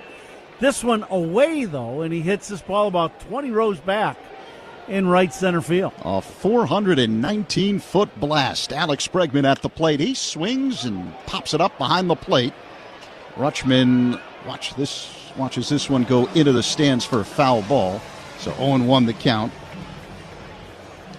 Man, oh man, the Cubs flexing their muscles specifically here in the 5th. Crow Armstrong's done it all throughout the first half. He's got a pair of home runs tonight. Here's the 0-1. In the dirt, 1 ball, 1 strike with Bregman in the box.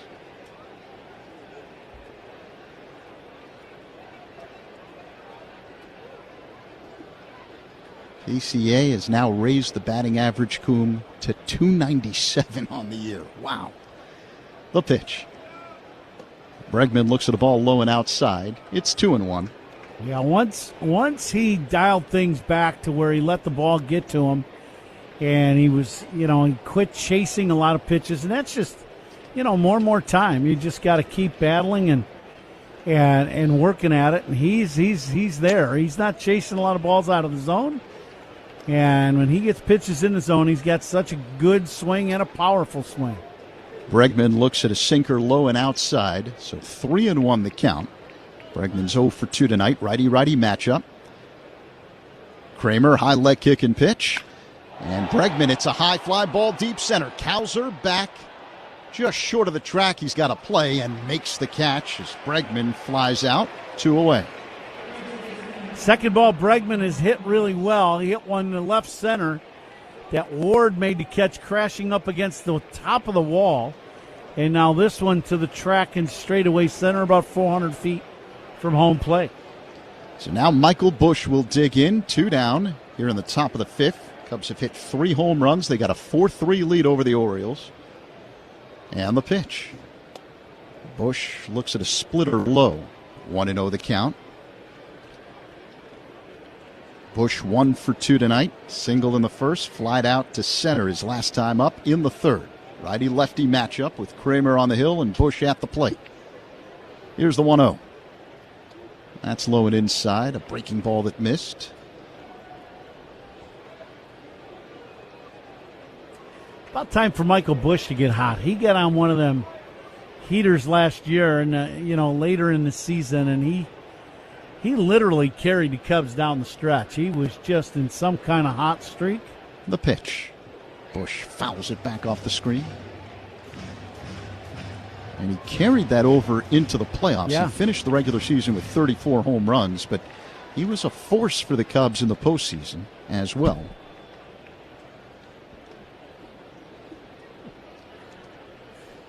Two and 1 the count. Kramer peers in, acknowledges the sign, works his motion, and deals. And Busch swings and misses, 2-2. You may have heard a little tap next to Coombs' microphone here in the visiting radio broadcast booth. We got a critter in here that's now in concussion protocol. Yeah. I'm not sure if that critter is going to be able to recover, just based on what I was able to see there momentarily. Here's the 2-2. That's low. Bush has worked a full count. But the lesson there for insects hovering around the booth. Yeah, wear batting helmet. Yeah, don't mess with Coombe. He's working. And when he's working and you're in the way, adios, critter. Yeah. Here comes the 3-2 to Bush. Pop foul out of play off to the left.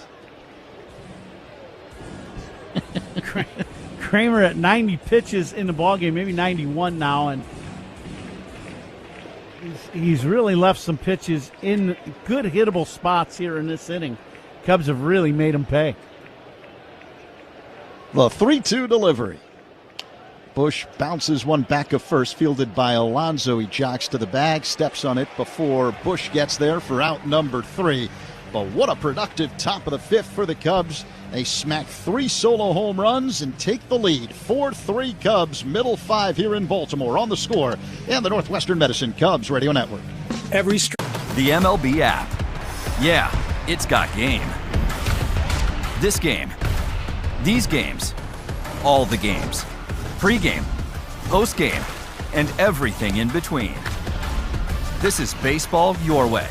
With real-time stats, scores, breaking news, and custom content that hits every time. Because you choose the teams and pick the players you want to follow. So when they catch it on the field, you catch it on the app. Here's Trout, 2 for 2. And Trout jacks one to left field, way back there, and gone! Mike Trout turns back the clock again. He homers on back-to-back days to begin the baseball season. You never want to take for granted watching a future Hall of Famer. He looks fantastic. The bat speed is there. Oh, man. I mean, and you get goosebumps thinking about how good that player is and how good he still is. Murakami to pull, 1-2 from Sandy. That one cut on and missed, and Murakami swings over the top of it. Another punch out for Munetaka Murakami. Well, I'm going to say that was a changeup. Yeah. But either way, it was a nasty pitch down and away from Murakami. Got him! Changeup! 2 away! Boy, this has been Picasso, Rembrandt, everything put together with the way he's worked on the mound, with the stuff he's had, the location.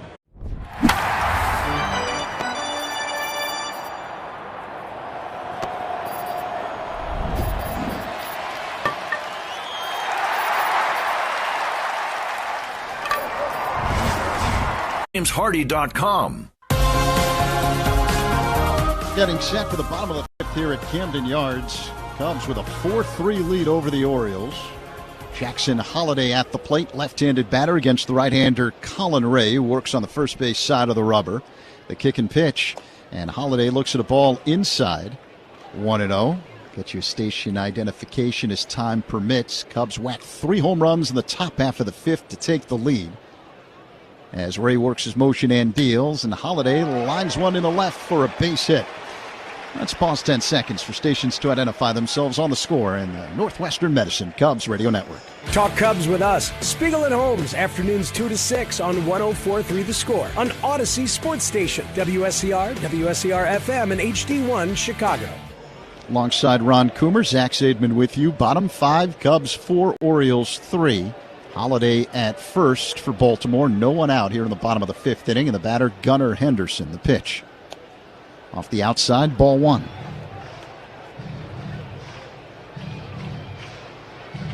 Cubs vacating third base with their defensive alignment on the infield. Ray along set, now the pitch, and Henderson swings and misses at a changeup. 1-1. Wednesday, July 22nd, Cubs take on the Tigers, 7:05. First 10,000 early arriving fans will receive a 2016 World Series anniversary surprise pin presented by Marriott Bonvoy. Visit Cubs.com/tickets.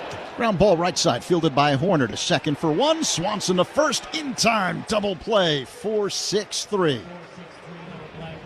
Great pivot by Dansby. Nico gets this ball and gets it to Dansby, and Dansby gets to the bag and is able to really cut loose a strong throw. He needed to get the double play, and got rid of it in a hurry and got rid of it with something on it. And the Cubs turned the pair. So 2 away here in the bottom of the 5th. Cubs 4, Orioles 3. The batter, Adley Rutschman, switch hitter batting from the left side against the right-hander Ray. The pitch. High and outside, ball 1. Same defensive alignment with Rutschman at the plate. Cubs vacating the third base position. Bregman playing where shortstop normally would. The shortstop Swanson up the middle to the left of the bag. The pitch.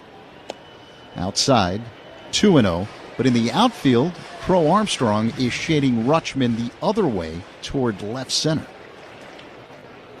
There's a big gap in right center field.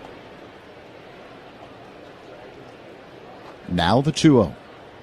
Outside, 3-0 to Rutschman. But if you're Rutschman, that kind of tells you how they're going to pitch you. You know, if you drive the ball to the outfield, you're going to have to do it on a pitch away. Very seldom are they going to throw something in or half. The pitch. Outside, ball 4. A 4-pitch walk to Rutschman. It comes with 2 away here in the bottom of the 5th inning. Cubs 4, Orioles 3. Taylor Ward will now stand in. I'll bring out Tommy Hotovy as Colin right at that 80 pitch mark in the game. And here in the 5th, you just slow things down. Cubs get somebody warming up in the bullpen. They get a lefty warming up. Looks like Drew Pomerantz, I believe. And now the home plate umpire, Adrian Johnson, will make the walk out to the mound to break up this meeting. A reminder, the first out, sponsored by Xfinity, reliable Wi-Fi at one price for 5 years. Xfinity, imagine that. Had a long talk with Drew Pomerantz on the pregame show last night, and he was raving about Craig Counsell's feel for being able to identify when relievers should come into the game and preparing them for what they call certain pocket in the game, meaning certain hitters that they're going to face. So you might not know the inning, but you know who you're going to face. Yep. Ward, a right-handed hitter, stands in with a man at first and 2 away. The pitch by Ray is a slow-moving breaking ball that floats into the zone for a strike, 0-1. Yeah, you pick out, when you got a pretty balanced bullpen, you can pick out, and parts of the lineup who fits to go against that, 2-3 spots in the lineup, with who you have in the pen. That pitch in for strike counts 0-2. And I think if, when things work out well and you can do that, you give your pitchers a chance to succeed. And that's the whole idea of our game as the manager, is you try the very best you can to put your players in a position to succeed. Now, some guys, they're just going to play every day, so it's just, and they're usually your best players. Called strike 3, a fastball right in the zone, but Ward is going to challenge this. Fastball down and away. Ball strike challenge, sponsored by Northwestern Medicine. Just off the outside.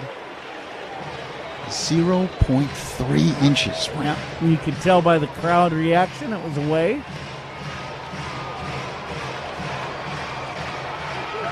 So the count is 2-2 with Ward in the box. Rutschman at first, 2 down here in the 5th. Cubs up 4-3. Ray's ready. The kick and pitch. Swung on and miss. A breaking ball. Strike 3. And that ends the 5th inning. Rutschman stranded at first base. We head to inning number 6. Cubs 4, Orioles 3 on the score. Walker 14 games without a homer. And there are Mom and Dad. This one hit high in the air, deep left. It's a 3-run homer for Walker. Welcome home, Jordan. He's homered, he's singled, he's doubled. He's knocked in 3, he's scored 3. How about a 4-hit, 4 RBI game for Dalton Rushing? Did Moniak do it again? You bet! Another homer in the first. 3 straight games for Mickey. Bryce Miller has been simply lights out. Hardly anybody's been better. 7 scoreless innings. Marvelous Miller again. Goodbye! Good night! Unbelievable! Home run! Walk-off winner! I can't imagine how good that must have felt right there. It was priceless. Section, then cancer removal the same day. Northwestern Medicine. Better.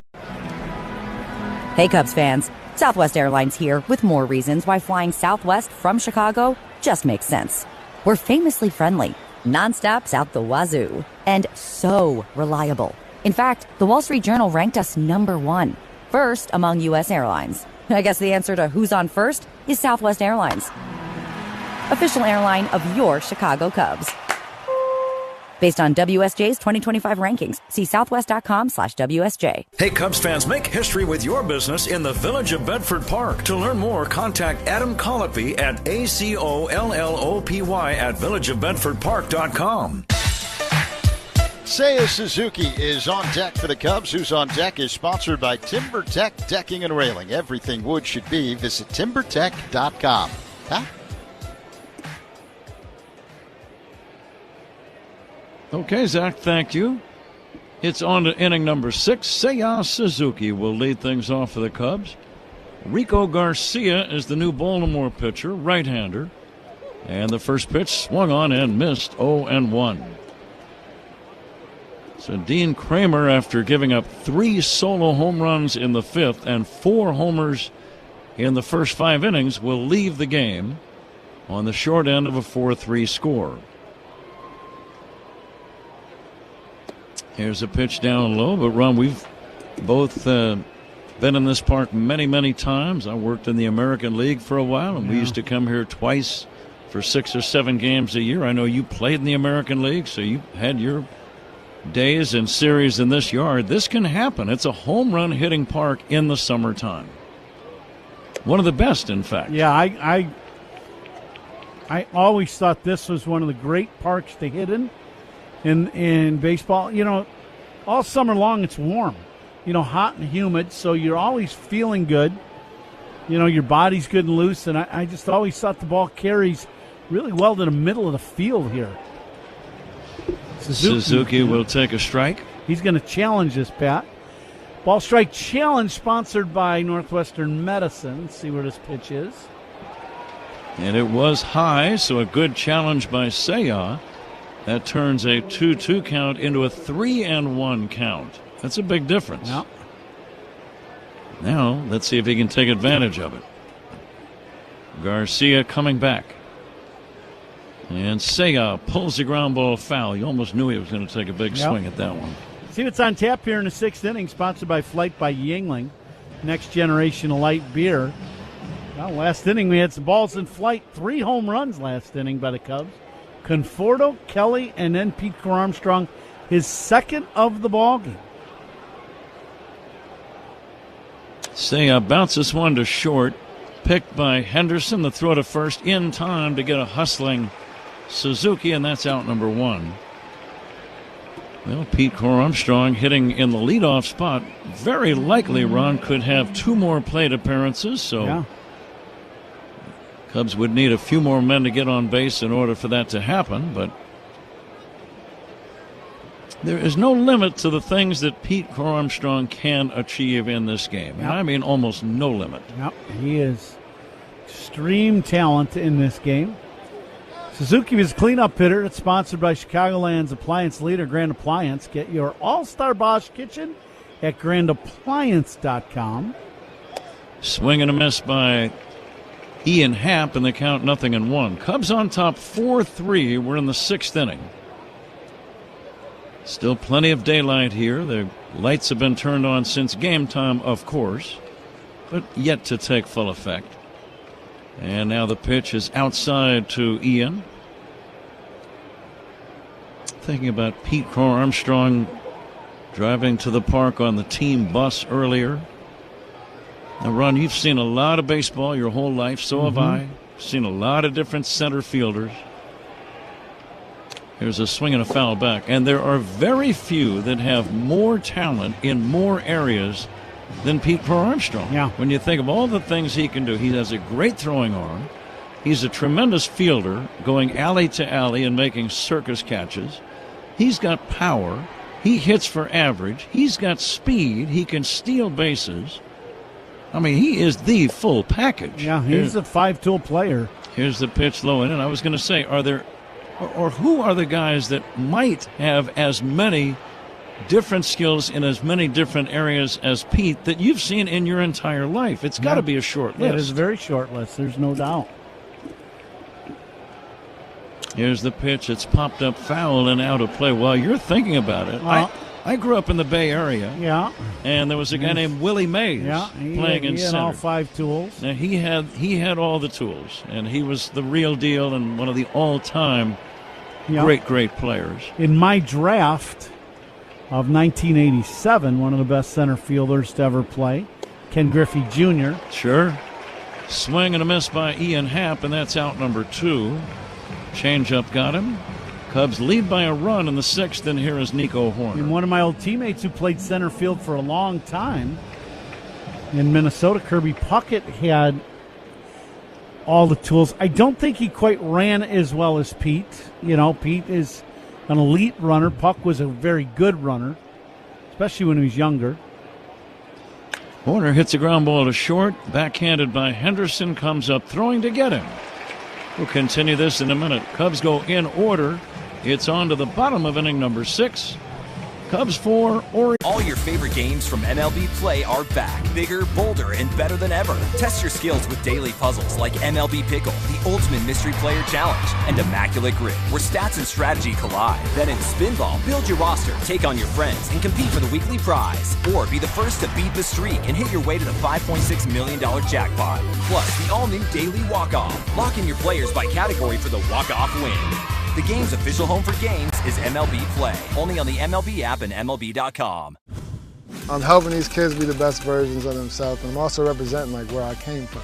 And then the Zilla team, I was working with a creative guy that was with Nike. I work with my best friend who manages this team with me, and we kind of just like put together like what we think would look cool.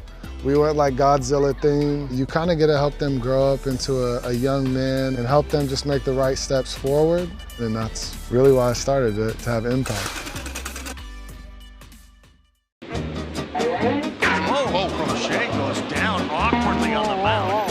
He caught the ball in the hat. So whose ball is it? It's a good question. I'm going to have to ask that lady from Philly. Meanwhile, out in the Cove, he's going to sort of check and see what the score is. Saw Rizzo jersey trying to make the play on it. Could it be? Oh, Rizzo, he had it. He literally hit it right to him. Wow, that's why I'm retired, is what he just said.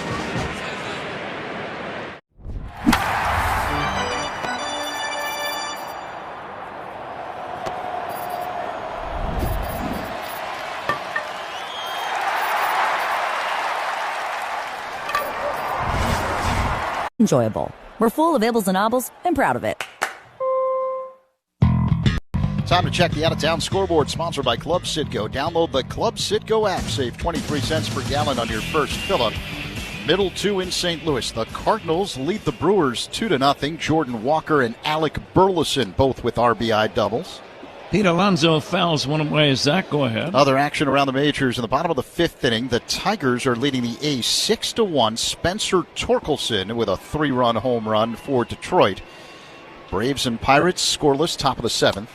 Popped up foul by the big man Alonso, out of play, Zach. The Marlins lead the Mariners 2-0 in the last of the 6th inning. Top 7, Rays 2, Yankees 0. The Astros and Nationals going at it in Washington. Nats up 6-1 in the bottom of the 5th inning. C.J. Abrams goes deep, his 20th. Breaking ball low and away from the big right-hander. A.J. Ewing with a leadoff home run for the Mets. They lead the Royals 1-0 after 4. Top 4, Phillies and Reds are tied at 2. And the next pitch is taken down low. Sal Stewart with a 2-run home run for Cincinnati is 18th. Bottom 3 in Minnesota, guys. The Guardians and Twins are scoreless. The Red Sox strike first. They've got a 2-0 lead over the White Sox in the top of the 3rd.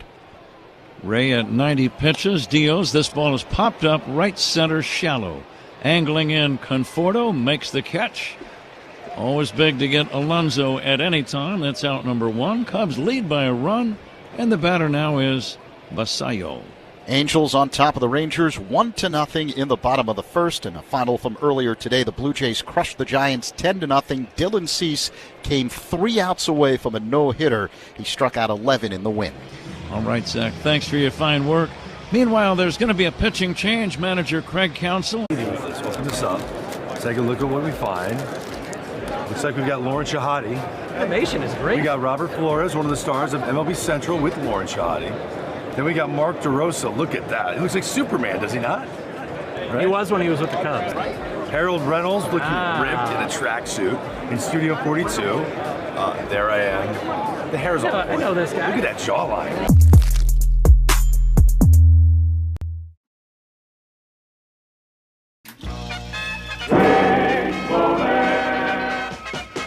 Dave Holtz now stands in. He gets fisted toward the Angel dugout. Got folks moving. Again, slapped that way. Same spot. Uh-oh. Gray with the 0-2 pitch. Same spot almost. Still 0-2.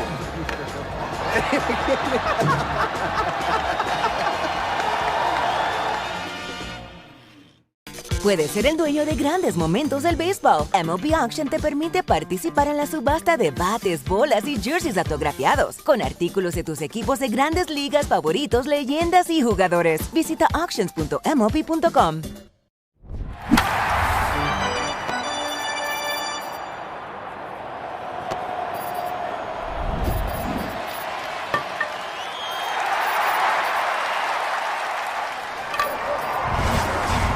Requirements. Additional terms and restrictions may apply. In partnership with Paradise Hotel Casino.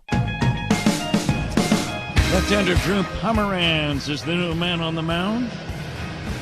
He'll inherit a 1-out, nobody on situation. We're in the bottom of the 6th inning. Sun starting to set. Lights beginning to have more and more of an effect. Cubs in the bottom of the 6th inning, leading by a score of 4-3. A solid outing by Colin Ray. He threw the ball very well. You know, in this ballpark, you're going to give up some home runs, but he kept the Cubs right in the game, and he is on line to get the W. 1 away, nobody on. Samuel Basallo, the batter. Lefty against lefty, Basallo.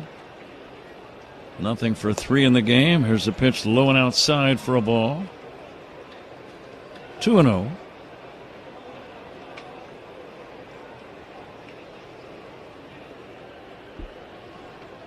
And the next offering. Popped up, might be playable. Left side, foul territory. Bregman over near the stands with room makes the catch.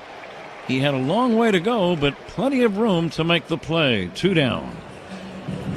Good job by Pomeranz. Comes in and gets the pop-up first left-handed hitter. He'll face another one now in Beavers. First out of the inning.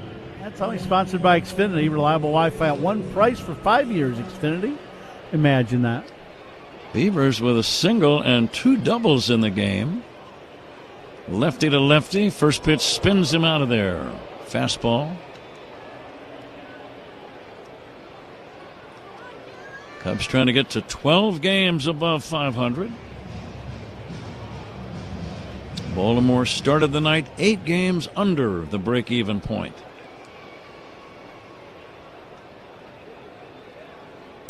This ball is popped up. Foul, playable. Near the third base coaching box is Bregman. Right on the box line, makes the catch to end the inning. Baltimore does not score. We go to inning number 7. It's the... Sandy fired 100 pitches, worked through 8 innings of 1-run ball tonight in the second most hitter-friendly park in baseball. It's a grand slam! Happy 250th from Randy Arozarena. His 9th home run of the And working on a payoff pitch. Swing, there it goes. Deep in the air to left field. He's got another one. Number 26 for Junior Caminero. And he's got 11 in 11 days. 1-0 Rays. 7 complete for Yamamoto. No runs, 3 hits, 2 walks, 10 strikeouts. Straight away center. Did he do it? Did he do it? Yes, he did! Start the fireworks! What in the world did you expect? That's what he does. Breaking ball lined into the gap in right center and in for a hit. And that was a botch of what should have been a single. He sure was. Went right off the heel of Teoscar Hernandez's glove when he boxed it. I mean, Torkelson threw a BB overhand. He couldn't catch it. How about that? First ball to the rookie making his major league debut. He loses it in the sun. Puedes ser el dueño de grandes momentos del béisbol. MLB Auction te permite participar en la subasta de bates, bolas y jerseys autografiados, con artículos de tus equipos de grandes ligas favoritos, leyendas y jugadores. Visita auctions.mlb.com. Competitive rates and flexible terms. Join the people in your corner at myconsumers.org. Michael Conforto first up for the Cubs here in inning number 7. Cubs on top 4-3. Curveball from the right-hander Rico Garcia drops in for a strike to Conforto. Now, Zach, you read that 7th inning piece like you want to be driving a Volvo XC90. Make me an offer. You heard it here first. Here's the 0-1 to Conforto, and it's in there for a strike. Sounds like I'm your agent right about now.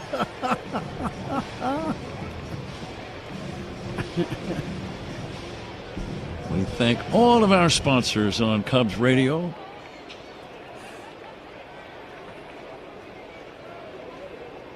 Two strikes, nobody on base for Conforto. Leading off this 7th inning, trying to crank up a little rally. And he hits a bouncing ball right back to the mound. Gloved by Garcia, runs halfway to first and shovels it to Alonso, and that's out number 1. One away, and Carson Kelly, the hitter. Coming to you live all season long from the Invesco QQQ broadcast booth, proud partner of the Chicago Cubs. Zach points out that pitching changes by the opposition. Sponsored by Sloan, the official water efficiency partner of the Cubs, and leader in smart water and commercial restroom solutions. Learn more at Sloan.com. First pitch, fastball strike. Garcia throwing strikes. Kelly with a home run in inning number 5. That's when the Cubs hit 3 of their 4 long balls.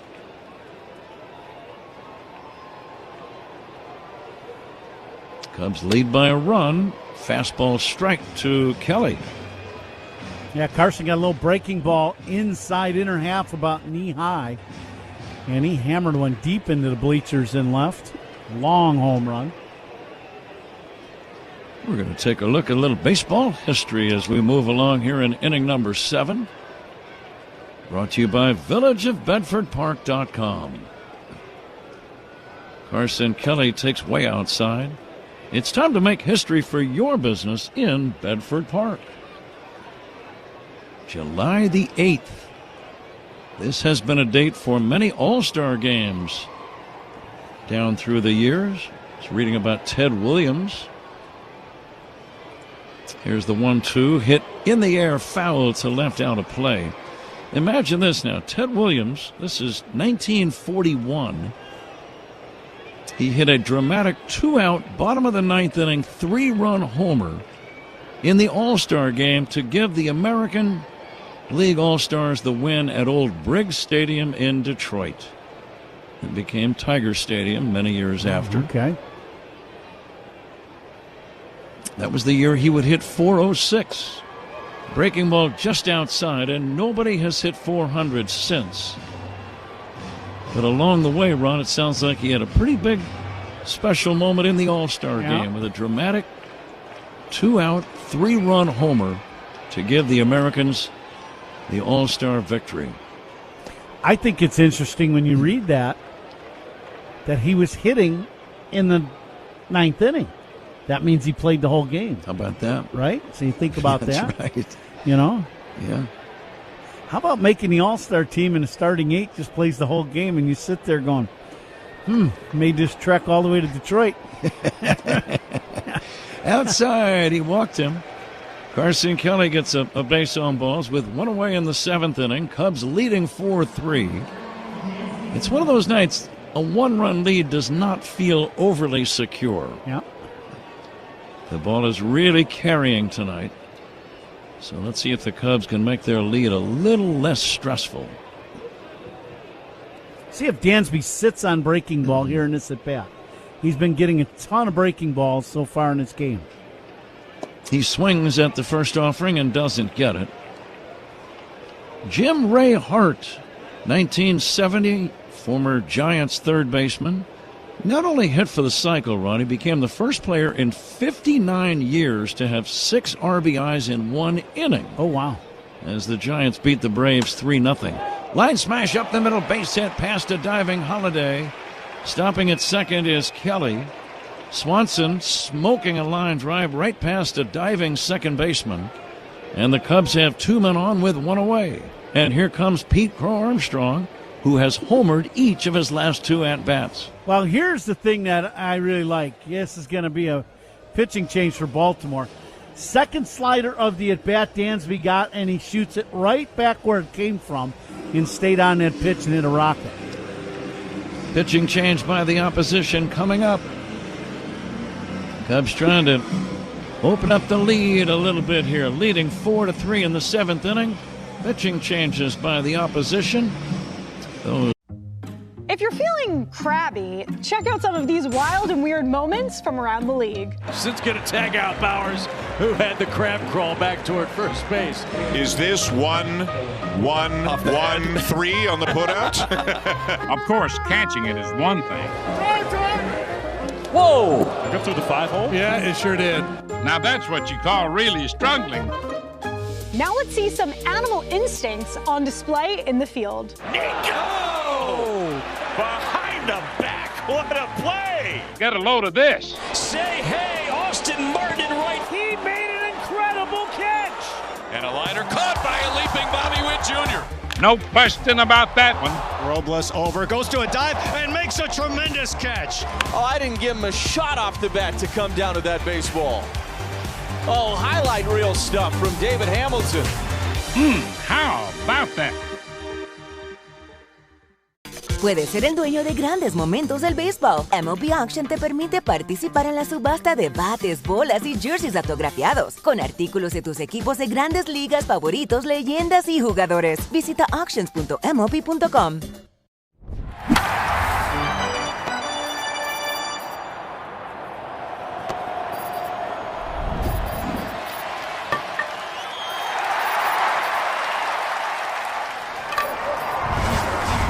On U.S. Airlines by the Wall Street Journal. Based on WSJ's 2025 rankings. See southwest.com/WSJ. Pete Crow Armstrong to face the new left-handed pitcher, Grant Wolfram. Grant, a very big man. He looks about 6'4", solidly built. Runners lead at first and second for the Cubs. Pete already with 2 home runs in the game. Cubs lead by a run. And Pete takes outside on the corner for a strike. Boy, that just did hit the corner. 6'7". Wolfram, as you said. Very tall guy, yep. Big guy. Carson Kelly leads at second. Dansby Swanson away from first. And the pitch. Pete takes another breaking ball. This one strike 2 call. Pete not overjoyed with either call in this plate appearance. Both pitches hit the corner. Pete thought the last one was high as he gestured to Adrian Johnson, the home plate umpire. Now 2 strikes. Let's see if Pete can put it in play. Cub runners lead at first and second. And the pitch. Pete takes outside for a ball. I like the way that front shoulder stays right in there against lefties. Yeah, he's doing a much better job of that. moved a little closer to home plate, too, and that has really helped him. That was John Maley's suggestion, to move him a little closer to the plate and get a little more plate coverage. He swings and fouls it back. He had a good cut at that pitch. It was about a letter-high delivery. And Pete can really generate some serious bat speed. Kelly a short lead at second. Swanson away from first. Cubs lead 4-3, top of the 7th inning. And the 1-2. Pete takes outside. It's 2-2. That's the pitch that, to me, has changed for Pete. He is not chasing that 1-2, 2-2 breaking ball away, where it's off the plate, but you're in attack mode. Now he is able to let that ball get a little deeper, see the ball a little longer, and not chase that slider away. Here's the pitch outside, and there's another example of what you just said, Ron. A tough breaking ball. He laid off. Left on left. He's not out in front looking to hook it, and he let that ball carry and recognized it was not going to be a strike. Full count with 1 away. And the pitch on the way. Down low for ball 4. A base on balls to Pete Crow Armstrong. And sometimes, Ron, you'll see a play or an at-bat or a plate appearance where right before your eyes you saw a little bit more of maturity develop. Yeah, there's no doubt. Absolutely. You're seeing, the change, and as you said, in maturity and just understanding our game and the game, just more and more plate appearances, more and more probably watching film of understanding. They're not throwing him a lot of strikes with the breaking ball. And that was an excellent at-bat to bring Bregman to the plate now. And this should be a good matchup for the Cubs. Bags loaded with 1 away. Walks to Cubs batter, sponsored by It'sNotAGameIllinois.com. Speeding in a work zone is like arguing with the ump. A no-win. Mind the signs, avoid the fines. Yeah, this is a potential turning point of the game at bat. 4-3 Cubs, bases loaded, 1 away, infield back, 7th inning. Left-handed pitcher, right-handed batter, Bregman, waiting. And Alex will take a slow curve for a strike, 0-1. What are you thinking here in this spot? I think for Bregman, this is a situation where, he took the first breaking ball right in the middle of the plate. You're looking to do real damage here. This should be a good matchup for Bregman. And the 0-1. Bregman will take high for a ball. 1-1. With this guy on the bump, the way his breaking ball comes into the right-hander and he kind of crossfires, I would be looking to pull the baseball, and this would be one you're aiming for that bullpen in left center field. Now the 1-1.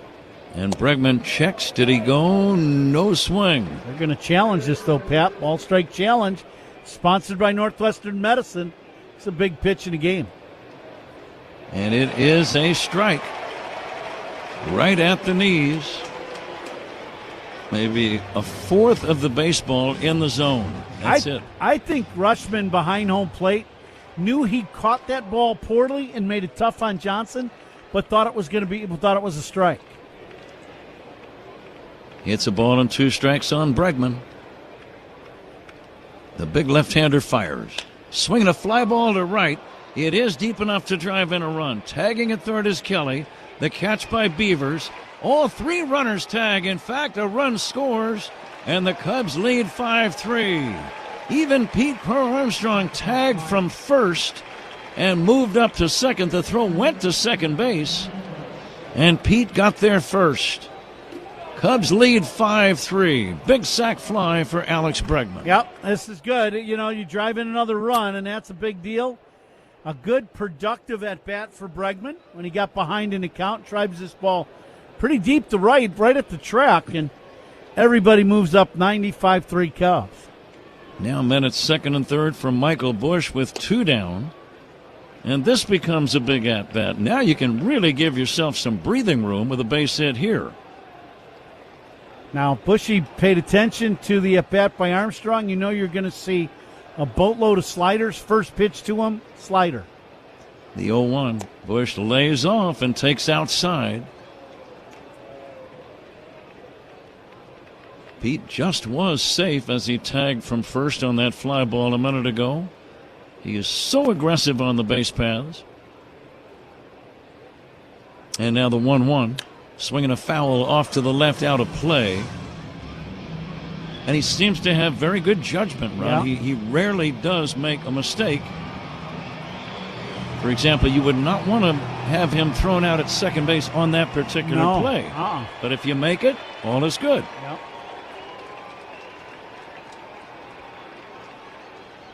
It's 1-2 on Bush. And the pitch.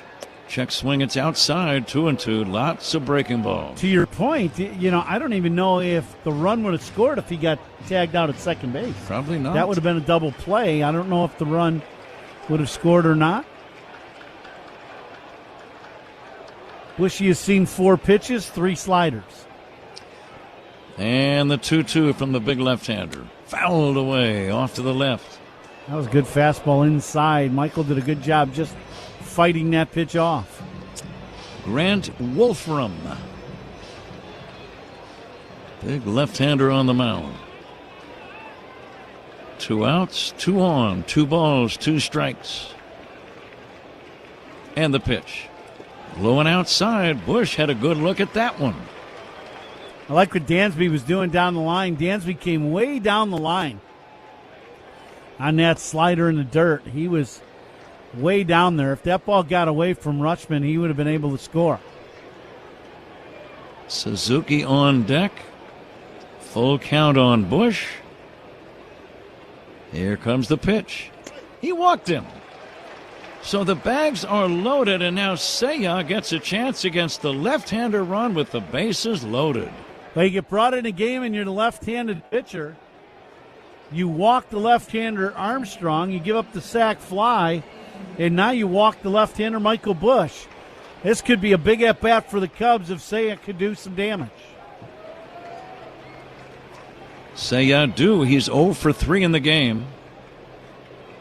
And the pitch on the way. Swing and a miss. An aggressive cut, but he came up empty. Well, I like that he was on that inside fastball. Cubs leading 5-3.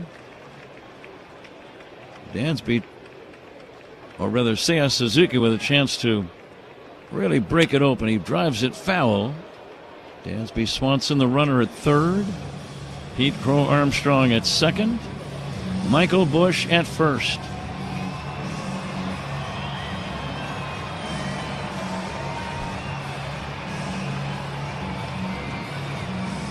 Seiya trying to come through in this spot with the bags loaded. And the Cubs enjoying a 5-3 lead. Well, long ball would just about break this one wide open. And the 0-2. It's high. It's a wild pitch. And here comes Dansby Swanson to score, standing up. The other runners move up 90, and the Cubs lead 6-3. That's a big play. Yeah, it's one of those things where you bounce some balls in the dirt, and then all of a sudden you uncork a high fastball, arm side that you haven't thrown yet, and this one just doesn't catch up. Rutschman on one knee, then has a problem getting to this ball up, and it goes to the backstop. Big, big run for the Cubs. Yeah, the 1-2 to Suzuki, and he'll take high for a ball, 2-2. The lead is now 6-3. It's a 2-run inning. Men at second and third, 2 down.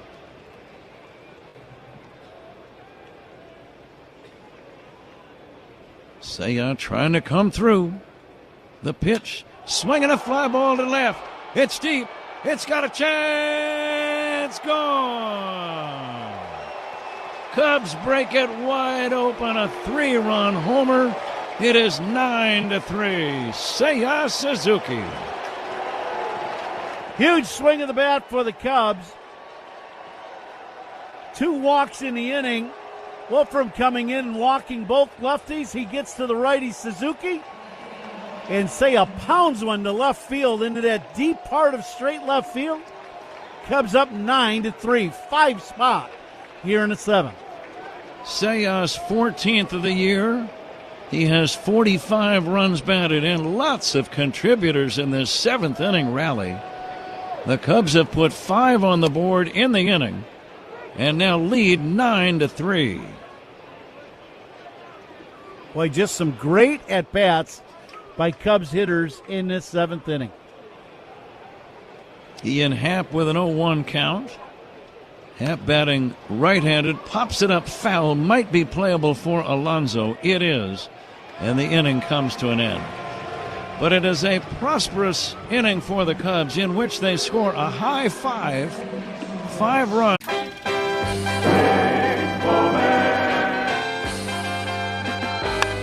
Goes right side again. Kurt Schilling with another base hit. McGee tries to throw now. Oh my God!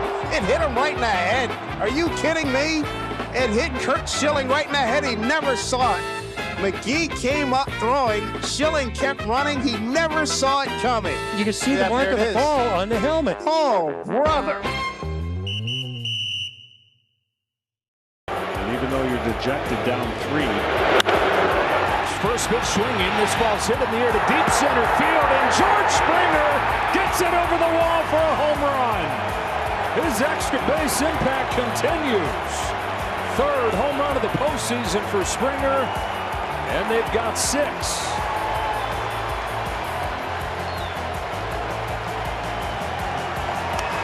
Fastball outer 3rd up. He was ready for it. Speaking of upper body commando, no shame in their game. Oh, hit the bat, and then the bat hit the helmet. It's a trick shot. The big kitty's here. Well, the therapy rabbit, you mean? Oh! Error on Andy Rodriguez, the Pirates' first baseman, who's fairly camped underneath it. It's pretty cold down here, and I needed a hat. I didn't have one, so Mr. Met lent me his. Oh, nobody caught it! Boy, all sorts of communication issues between Rojas and Sosa.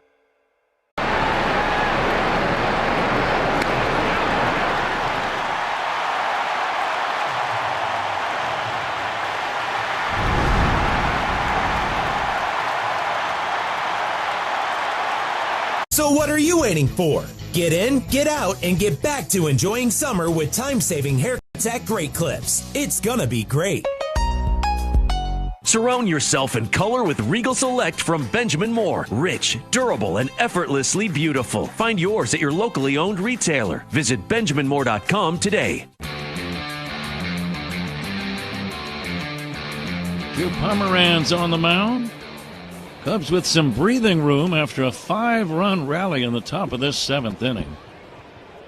Seiya Suzuki putting a capper on it with that 3-run homer to left. A wild pitch allowed a run to score. There was a sacrifice fly. Just about every single guy who came up did something positive in that inning, Ron, and that's what you love to see. Absolutely. Some great at-bats by everybody in that inning. Tyler O'Neill now pinch hitting for Baltimore. Fouling one back, 1-2. Now Pomeranz, wants to mainly throw strikes. Yep. O'Neill batting for Cowser. Here's a high fly ball, deep left field, down the line, curling toward foul territory. And that's going to be a home run. A long home run for Tyler O'Neill. Right down the line in left. I was trying to see where it left the park. I couldn't tell. It was that high. But apparently it was fair. No argument from the Cubs. And now it is 9-4. Yeah, we know O'Neill. Seen him play many games in St. Louis. Real strong guy, hits a high towering shot. He has really had his struggles this season, but not on that pitch as he hits a long home run to left. So immediately the Orioles take a bite out of the deficit. It's now 9-4. And the pitch to Blaze Alexander is off the outside corner for ball 1. Still, though, to your point, if you're Pomeranz, you just got to keep pumping in strikes. Mm-hmm. That's the deal. A solo home run's not gonna catch you. You just want to keep guys off the bases and make them swing the bat. This ball is fouled away by Blaze Alexander. Getting back to the baseball history notes we we're starting to get into when the Cubs started that rally. We put the history notes aside momentarily. But Jim Ray hard hit for the cycle on this date in the 1960s for San Francisco. 1970 actually was the year for Jim Ray. Impressively run, he had the cycle by the 5th inning of the game. Wow. So you got to be busy. Usually it's a 9th inning hit that creates or completes a cycle for a guy, or 8th inning at the least. Your team's scoring a lot of runs, too, because you're flipping over the lineup big time.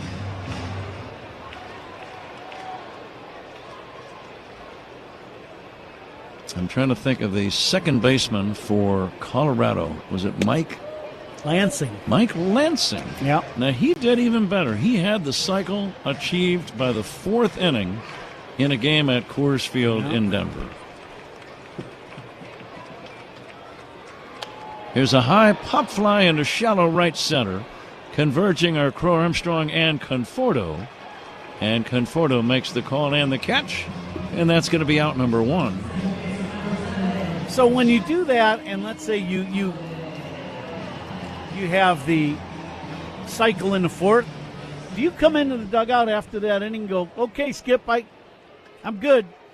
Get someone else in there. I did my job today. I'll take he might say, now let's work on a second cycle. It gives you something to shoot for. I'd be like, no, it's time for a flight.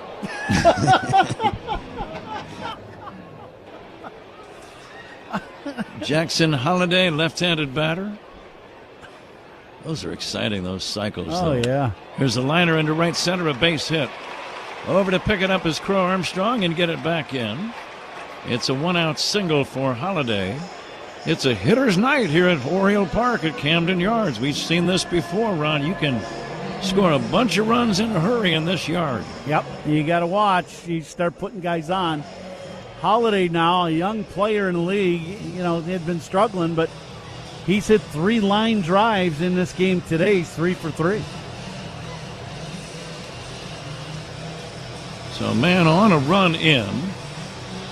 Cubs lead 9-4. Gunnar Henderson, the leadoff batter, ready to step in.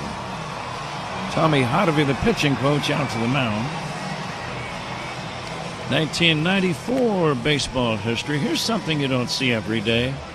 Red Sox infielder John Valentin, I think that's the way he pronounced his name, Valentin, turned an unassisted triple play against the Mariners. Well, that's good base running there. I'm trying to think. The most common way for an unassisted triple play to happen would be full count, nobody out, men at first and second, runners are going with the pitch. Yep. A line drive is hit to the shortstop, and he steps on second and then runs over and tags the man who was at first. Yep. That's and about they're running. Yep, they're running. And you can see that happen. Yeah, you could. Here's a ground ball to the right side. It's fielded by Horner, goes to second one. They get the lead runner on the 4-6 fielder's choice. Henderson takes over at first. 2 down. 7th inning, Cubs on top, 9-4.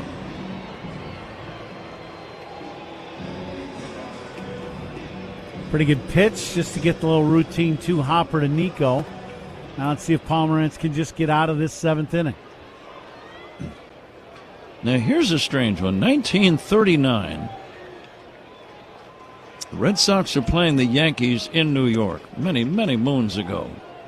First pitch high and outside off the glove of Kelly, but not far enough for the runner to advance. Prior to the first game of a doubleheader with the Red Sox at Yankee Stadium, a wall of Japanese beetles forms in front of the home dugout. Although over 5,000 insects will be captured, the problem will return later in the month. The game had to be delayed by beetles. Really? Now, the Beatles did actually appear at Shea Stadium in 1966, but that was another story. Bum. These were real Beatles. Here's a line drive base hit to center. And the inning will continue. One is B-E-E and one is B-E-A. That's exactly right. The musicians are B-E-A-T-L-E-S. But as a broadcaster, can you imagine how annoyed you would be if the game was being delayed by Beatles? I get annoyed when the game's delayed by anything, much less Beatles. That's going to be all for the left-hander Pomeranz. Craig Counsell's going to make a change. We'll be right back in a moment. I feel like food and sharing a meal with someone is a universal language. You can't go to a ballpark and not have a nice hot dog. So if I'm at the ballpark, I'm gonna get a nice heavy glizzy. You gotta have chili on there, you gotta have cheese. If your hot dog isn't bending in the middle because it's like about to fall apart, then you're not doing it right. So you gotta have a glizzy and then something cold, whatever it is, beer, lemonade. You gotta have something cold to wash that hot dog down with. Hank Greenberg helped popularize the first baseman's mitt, holding a massive 13-inch pocketed glove. That was quickly banned, reducing the maximum size to 12 inches. Paul Richards also developed a black hole-sized catcher's mitt. This ginormous thing, measuring 42 inches in circumference, was known as Big Bertha, or the elephant, for its massive size. It was swiftly outlawed as well.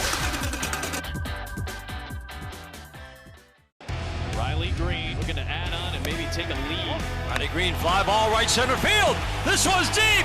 Watch it fly! Gone! How about it? Riley Green's first of the postseason delivers a 4-3 lead for the Tigers in the sixth. Wow, just stayed on that breaking ball. Man, did he hammer that thing. That was 3/4 of the way up those seats out there in right center field. Ready for the resumption of play. Orioles runners first and second with 2 down.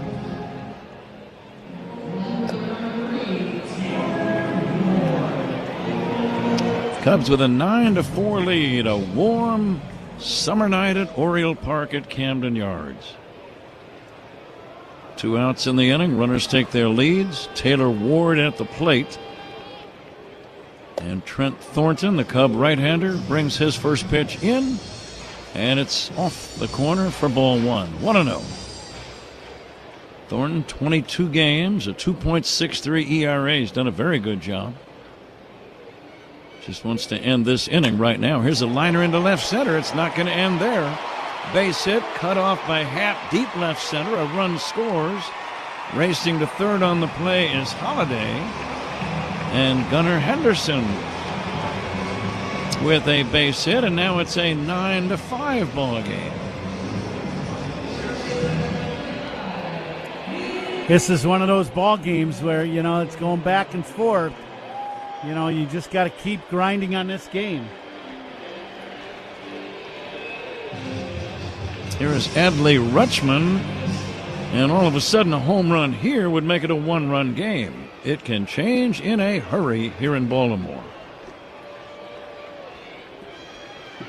Trent Thornton, the right-hander, will deliver a strike. Pitching changes by the Cubs. Sponsored by James Hardy Building Products, siding with the Cubs. Well, here's where you got to keep Alonso in the ballpark. And the next pitch to Alonso is going to be in there for a call, strike 2. That is not a pitch you want to throw him again. That was a hanging breaking ball, and he took it. And the pitch, the big man takes outside for a ball. Taylor Ward with the RBI single a moment ago. Rutschman had a base hit earlier.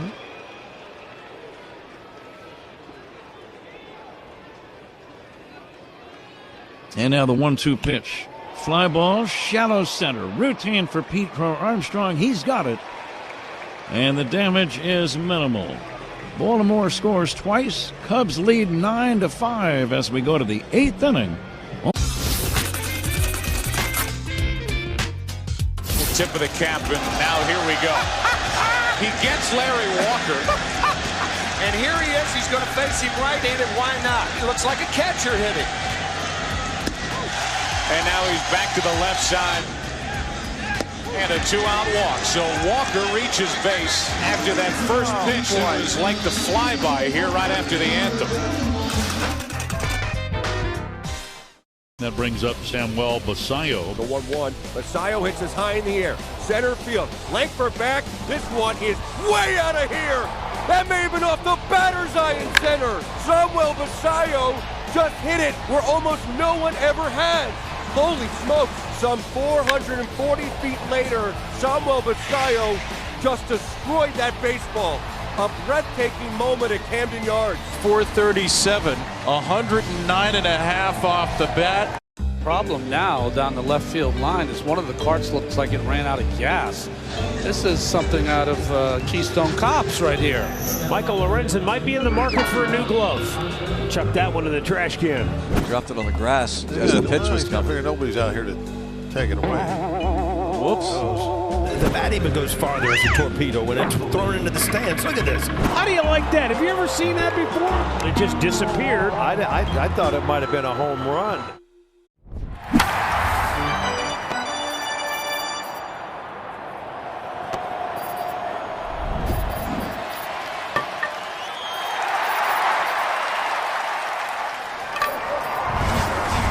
Learn more at villageofbedfordpark.com. Before we start the 8th inning, let's take 10 seconds. Stations to identify themselves. You're listening to The Score in Northwestern Medicine Cubs Radio Network.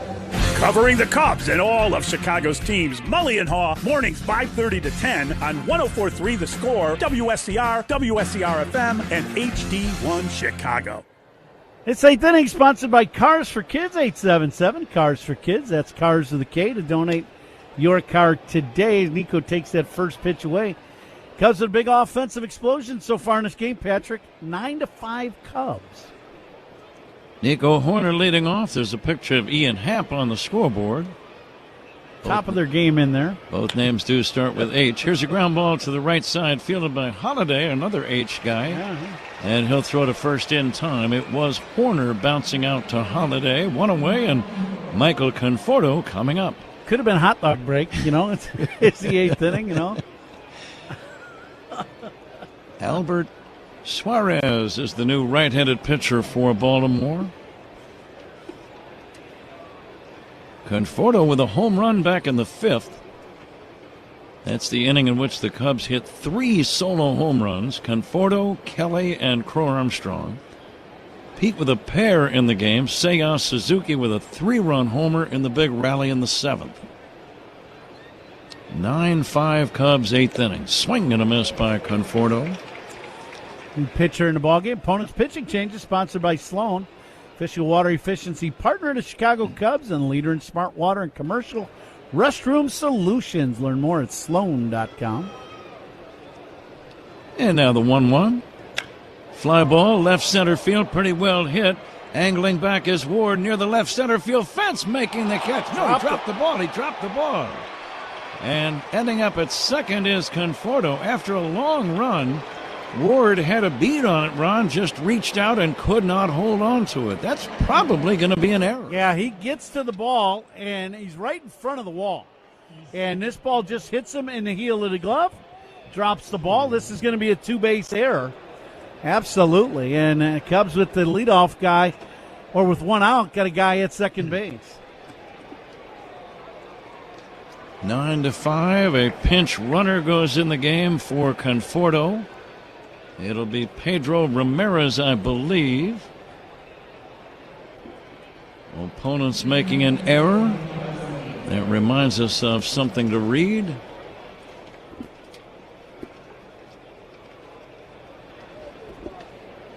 And the batter is Carson Kelly. Suarez will deliver, and that fastball is on the outside corner. Dean is now at second base as the pinch runner, Patrick. Justin Dean. Cubs going with a little extra speed, see if they can possibly get a run here in this 8th. Kelly with a long home run back in the 5th, and he takes outside from Suarez.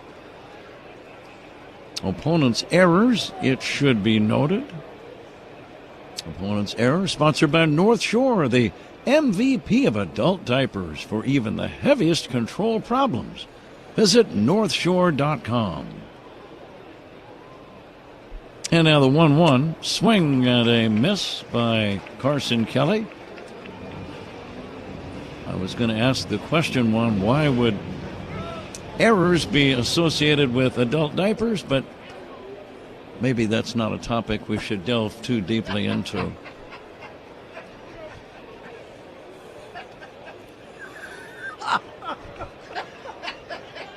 The stretch for the 1-2. Suarez fires. It's a big chop towards short. A charging Henderson gloves it, running sidearm throw to first to get him. And on the plate, Dean goes to third with 2 down. Dean on that chopper hit the short. He takes off right away, gets a good break. So he's at third now with 2 outs. And Tim Jones, our engineer, is the winner in the Benny's Beverage Depot attendance game. If you can't find it at Benny's, it's probably not worth drinking. Dansby Swanson, the batter, takes outside. Not unusual. Big win for him tonight. Zach, give him his prize money, would you? I'm laughing, but has there been prize money all along and I've been oblivious to it? I'm always the last to know. Here's a pitch outside for a ball. No, you read that perfectly with the mistakes. That was outstanding.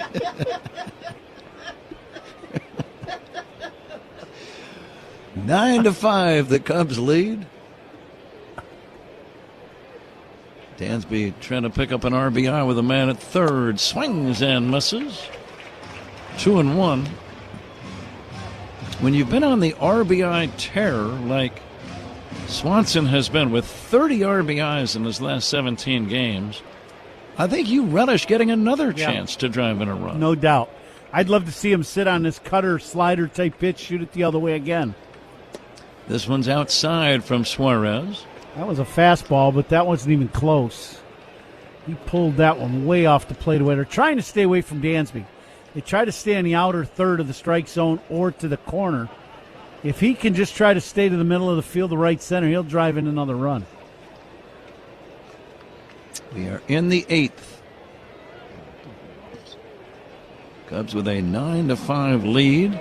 Please stay tuned for Zach Zaidman's postgame show, the Old National Bank Cubs radio postgame show, the official bank of the Cubs radio network. Dean leads in foul territory at third. Here's a liner toward left. Right there, though, to make the catch is Ward to end the inning. Cubs don't score, leave 1. We go to the bottom of the 8th. Cubs trying to hang on to a 9-5 lead over Baltimore. We have a couple things out here for the first acknowledged unassisted triple play. And Cy Young said, "Neil, where are you going?" He said, 3 outs. Neil Ball had a fairly short career as a big leaguer, but continued playing in the minors where he encountered true baseball royalty. Now we're going to connect to Babe Ruth. He dominated the game like no one else had before. I'm holding Babe Ruth's bat. During a 1934 baseball barnstorming tour of Japan, Ruth faced 17-year-old pitcher Eiji Sawamura. Sawamura became a hero in Japan, and the Nippon Professional Baseball League's version of the Cy Young Award bears his name.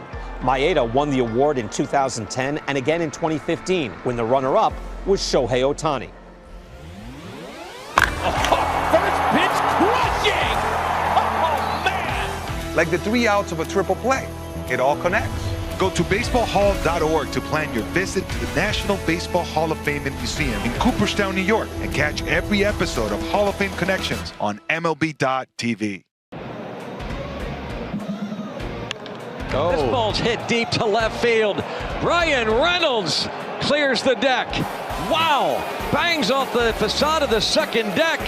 Anchored down with his first home run. Back-to-back Bucks. 5-0 Pittsburgh. That's what you want to see from Brian Reynolds. Driving the ball, using the middle of the field, and got that pitch out over the middle of the plate. Fans up there don't usually get home run balls. They almost got one there. And, hey, let's do it.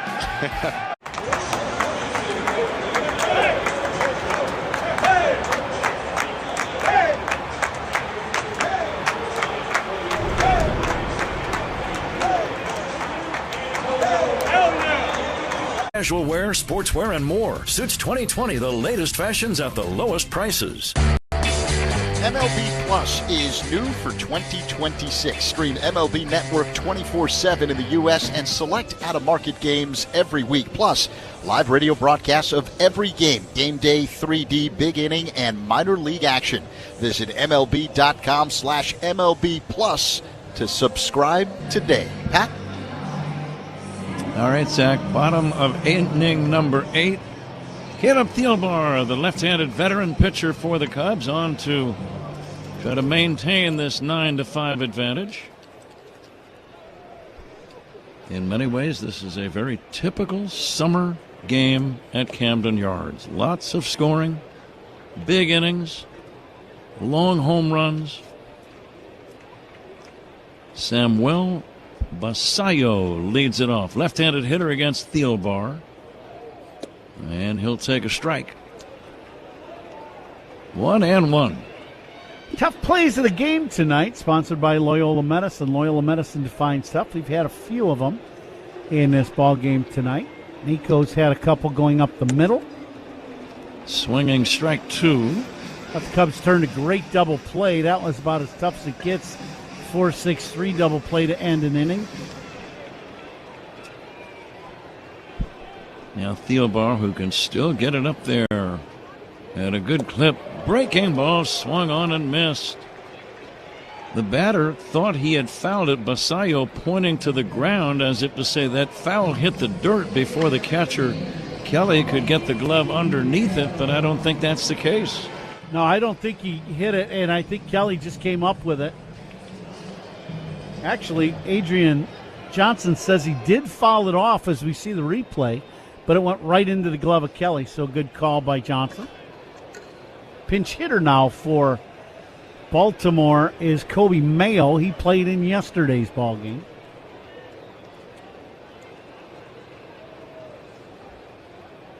Thielbar's pitch to Mayo is off the inside corner, ball 1. Now, catch of the game. You have a catch of the game tonight? I don't think there's really been a lot of tough plays tonight.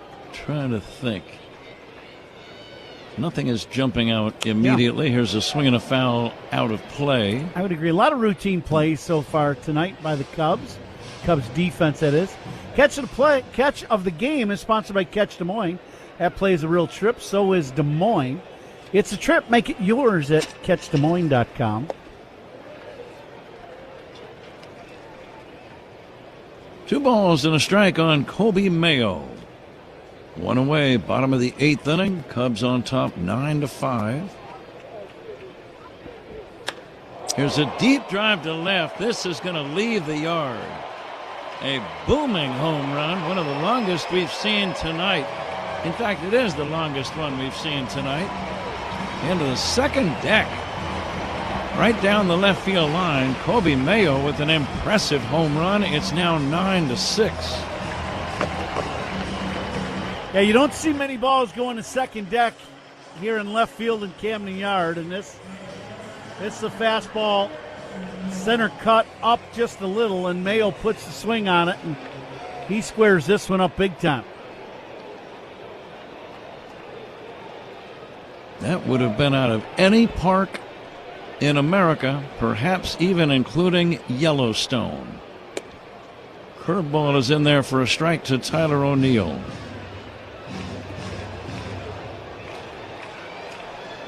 9-6 game. Thielbar fires again. This ball is hit in the air, deep left center field, and that's going to leave the yard. Another tape measure home run. And just like that, Baltimore is right back in this game. It's now 9-7 with only 1 away in the bottom of the 8th inning. It's not over yet. O'Neill pinch hit in the 7th inning and hit a towering home run down the left field line. Now hitting in the 8th inning, he hits another home run, and this goes over both bullpens in left center and out onto the catwalk. That is a long, long home run. Tommy Hotovy to the mound. The Cubs enjoyed a 9-3 lead just 1 inning ago. But Baltimore scored 3 in the 7th. They have scored 5 now in the last 2 innings, getting 2 here in the 8th on the back-to-back home runs. And it's a 2-run ball game. Cub lead is now 9-7. 1 away, 8th inning. This is one of those ballparks, as you were mentioning, Patrick, that you got to play the whole game because you just never know what's going to happen here in this ballpark. Blaze Alexander, the batter. And he bangs it foul out of play.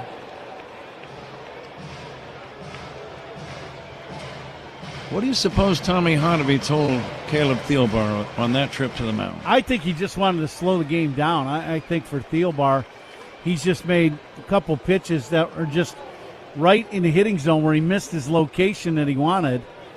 And you just want to get him back focusing on something positive, not thinking about what just happened. This one is fouled away, 0-2. Now he's ahead in the count. 1 away, nobody on. The Cub lead is 9-7. For Thielbar, usually he has great command. And he has missed his spot in this inning multiple times.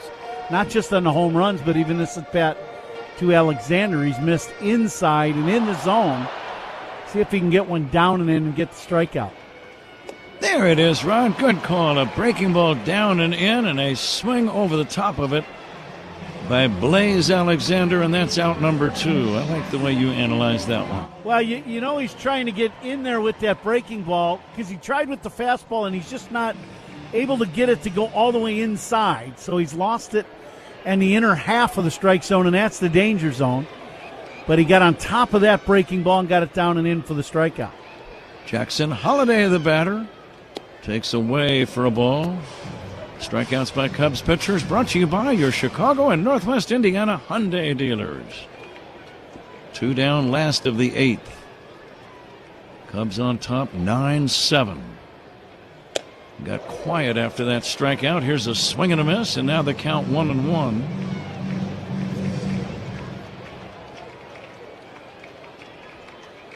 Thielbar, the veteran left-hander, comes set. Holliday, the left-handed batter, will take a fastball just inside. And the Cubs are going to challenge that call. It looked very close. Ball strike challenge sponsored by Northwestern Medicine. And it was a strike. Good challenge by Carson Kelly.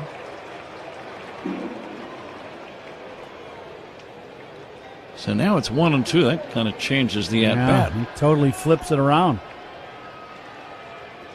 A ball and 2 strikes. The pitch by Thielbar, fouled away. This is about the best I've seen Holliday swing the bat in a single game. Now, we've seen him, in different times. He has had 4 really good at-bats. He's 3 for 3. He is really swinging the bat well tonight. He takes down low for ball 2.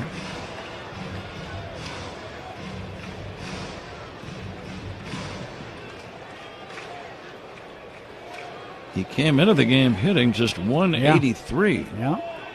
Now the 2-2 pitch. Hit in the air to deep right center. Back goes Conforto near the right field fence. And that ball is off the wall. It's going to be a double for Jackson Holliday. Justin Dean, the new right fielder, ran back, slid. I hope he's okay. He is. The ball hit the wall and bounced back toward the infield. It's a 2-out double. Now this is a breaking ball, and it stays right in the middle of the plate, knee high. And this one almost leaves the yard. It hits the wall. Dean chases it, but can't get to the wall in time, and this ball hit in right center field. And Holliday with his 4th hit of the game. Gunnar Henderson all of a sudden represents the tying run in this game. Now Ferguson warming up quickly in the Cubs bullpen. Tying run at the plate, lefty against lefty. Here's a line drive. Diving catch by Dansby Swanson. Sensational. Dansby, a multiple Gold Glove winner, was playing right behind second. The ball hit to his left. He made an incredible diving stop with the ball in the webbing, a snow cone. What a play. So temporarily, Dansby saves the day or the night. You could describe Tulsa as a big, small town or a small, big city. Tulsa is a very mixed city of arts and film and sports. I mean, it's a true melting pot of all kinds of things. Professional baseball in Tulsa, it's actually older than the state of Oklahoma. It's nice to play in front of, fans that you see on a daily basis.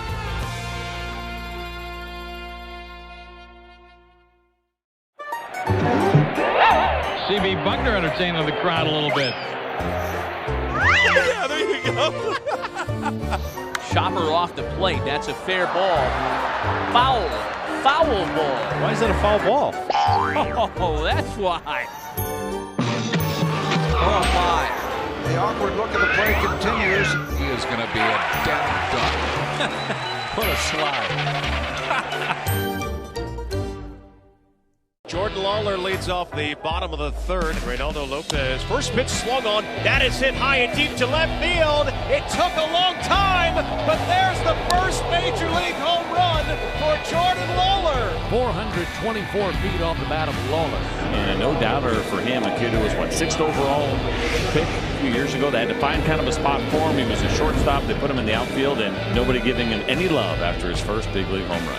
Congratulations, Jordan Lawler. That's number one.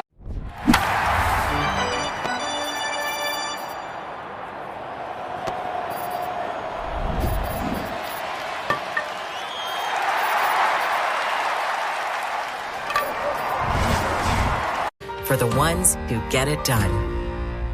Southwest Airlines is the official airline of your Chicago Cubs. And you can bet your sweet Cubbies we fly to their away games. Hint, hint. The ninth inning is sponsored by Circa Resort and Casino. Get ready for the time of your life. CircaLasVegas.com. Pat? We are in the ninth inning. Cubs on top 9-7.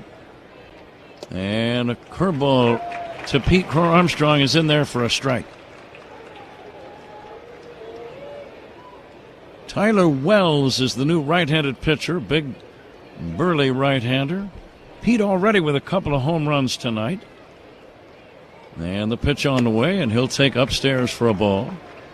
1-1. What a play by Dansby to end that eighth inning run. I mean, and the Cubs needed it in a big way. That would have put the Orioles down by 1 and still hitting with the middle of their lineup coming up.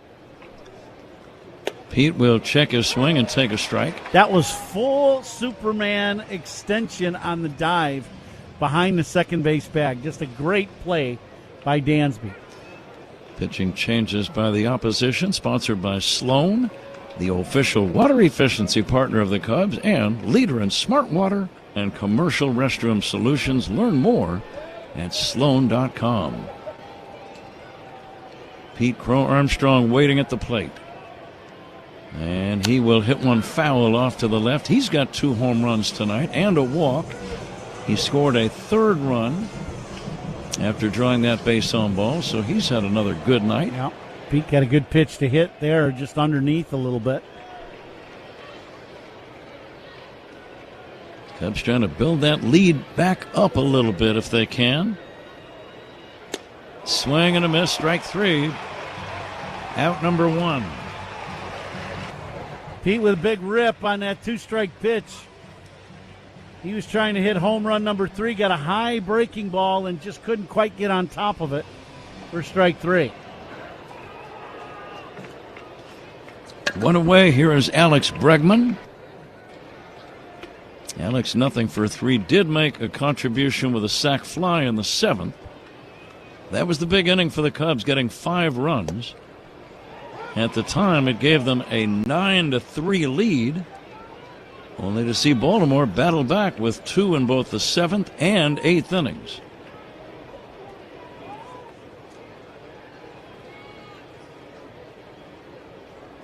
Bregman awaiting the pitch from the right-hander. Deep drive to left, but he pulled it foul, and it's back out of play. Well, he got a good pitch to hit. He just pulled the trigger a little early, and he smoked that ball, but just way foul.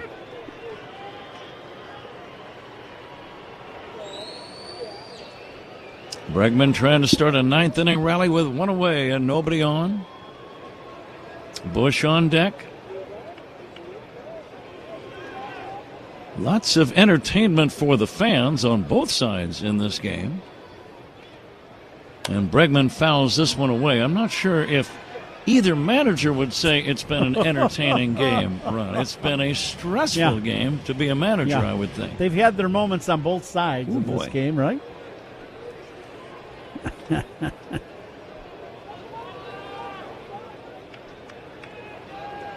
Now Bregman looks at a ball down low. But coming to this ballpark in the middle of summer, it's one of those things that you know that it's, that you just got to keep playing the game. These games just aren't over. It's a lot like Colorado. Line drive caught by the third baseman, Alexander. Can't hit a ball much harder than Bregman did. But that's the second out in the inning. Yeah. And Michael Bush batting. Boy, Bregman hit an absolute rocket right at the third baseman. Alexander caught that one. That was like a slap shot from the point. Here is Bush. Michael 1 for 3 in the game. Bounces one slow to the second. Holiday throws him out, and the Cubs do nothing. It's time to fasten those seatbelts, and I would give them an extra tug tonight.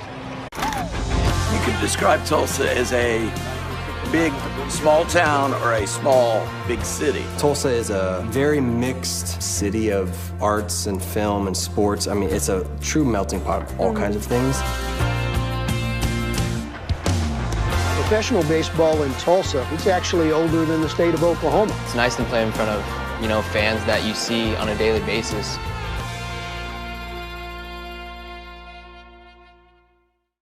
The MLB app. Yeah, it's got game.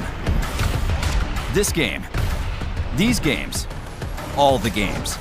Pre-game, post-game, and everything in between. This is baseball your way.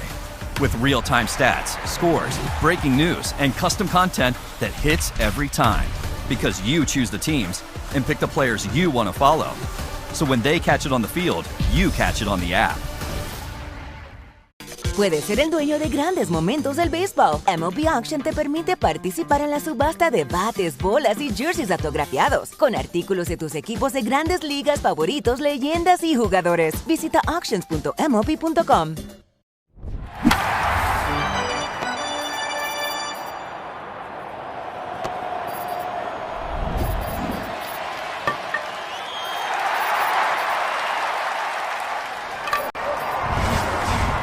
Care about your beer stats? The choice is obvious. Flight is dominating. Numbers don't lie, Chicago. Flight by Yuengling, the next generation of light beer. DG Yuengling & Son, Pottsville, PA. Enjoy responsibly. Hey, Chicagoland, the best way is right off the expressway at Toyota on Edens. Visit one of Chicagoland's fastest-growing Toyota dealers to score big savings. See the new Toyota on Edens or ToyotaOnEdens.com. This copyrighted broadcast is presented by authority of the Chicago Cubs and may not be reproduced or retransmitted in any form, and the accounts and descriptions of this game may not be disseminated without the express written consent of the Chicago Cubs. Pat? Zach, we have reached the moment of truth in this game. Jacob Webb trying to nail down a save. He's got a little margin for error. It's a 9-7 Cubs lead. And Webb to face Adley Rutschman to start the inning. The left-handed batter takes a strike, 0-1. Now, you get this save, you got to go right through the heart of the lineup, as we've said. Here comes the 0-1. A soft liner on 2 hops to short and fielded by Swanson, throws to first in time. Kind of a slow motion play. It was lined past Jacob Webb, the pitcher, and it almost hit the second base bag. Dansby, though, always calm and cool, just waited for it to come to him and made the play. I'm just really glad that Weber didn't get in the way of that one. He got a changeup hit at him, and it's like the ball never gets to you. One away, ninth inning. It's always big to get that first when you lead by 2. Taylor Ward, the batter. He'll take a strike. Cubs on top, 9-7. Ninth inning. Here's the ground ball to short. That's where the Cubs want the ball to be hit. Dansby throws him out for out number 2. And all of a sudden, the Baltimore Orioles are down to their last chance. Pitching changes by the Cubs, by the way, sponsored by James Hardy Building Products, siding with the Cubs. 2 down, and Pete Alonso, the batter. Boy, great job by Webb getting the first 2 hitters, so Alonso is not the winning or tying run at the plate. Look at all the Cub fans standing here at Oriole Park at Camden Yards. They far outnumber Oriole fans, I would say. Here comes the 0-1 to Alonso. The big man takes strike 2 called. What do you like, Ron? I like that same pitch. I like the breaking ball away. You've got at least a couple pitches to see if you can get Alonso to chase off the plate away. The 0-2. Look out, up and in. The big man has to duck out of the way in a hurry. Did not look like a knockdown pitch. It looked more like a breaking ball. As we're watching it again, well, maybe it was a gasser. 1-2 on Alonso. And the pitch by Webb. Swinging a tapper, slowly foul toward third. We'll do it again. Cubs 9, Orioles 7, 2 down, bottom of the ninth inning. Cubs trying to make it 2 in a row. They'll clinch a series win if they can hang on to this lead. One more game tomorrow night here. And now time called. Home plate umpire Adrian Johnson dramatically running over toward. There's a person on the field, and I'm not quite sure. I mean, 2 outs, 2 strikes. I don't know if they fell on the field or what. And that individual will be ushered away. From where they were, I don't know if they were leaning over and fell onto the field. They're not like trying to resist or run out onto the field, but they're going to get a little time to think about it after tonight's ball game.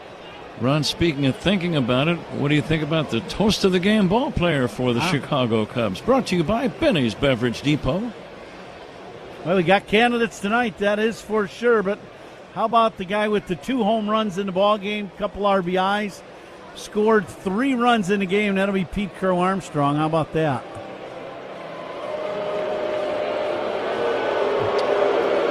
And now the fan is being ushered. Apparently there are no doors out in the left field corner.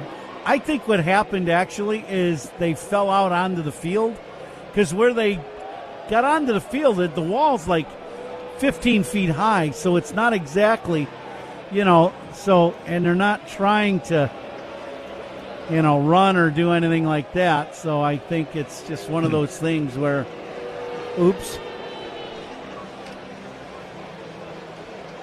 It looked like it was a young lady. Yeah, it was. Out of the stands. And that's okay. Back to the game. 1-2, 2 down, ninth inning. The pitch, a little dribbler. It's going to be a fair ball, and the throw to first is in time, and the Cubs win the game.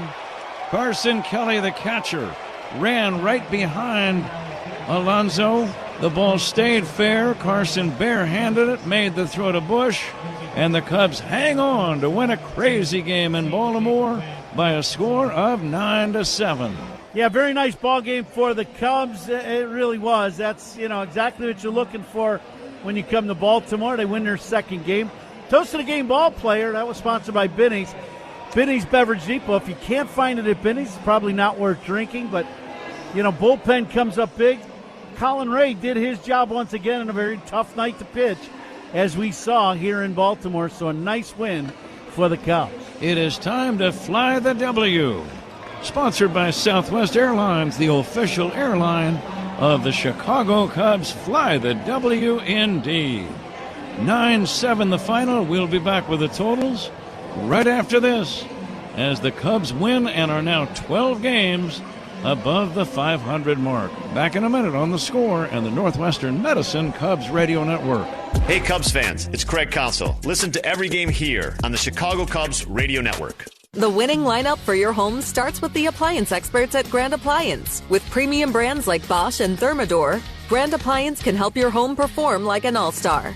And with fast delivery, professional installation, and of course, the lowest prices every day, Grand makes it easy to upgrade your home with the latest appliance innovations.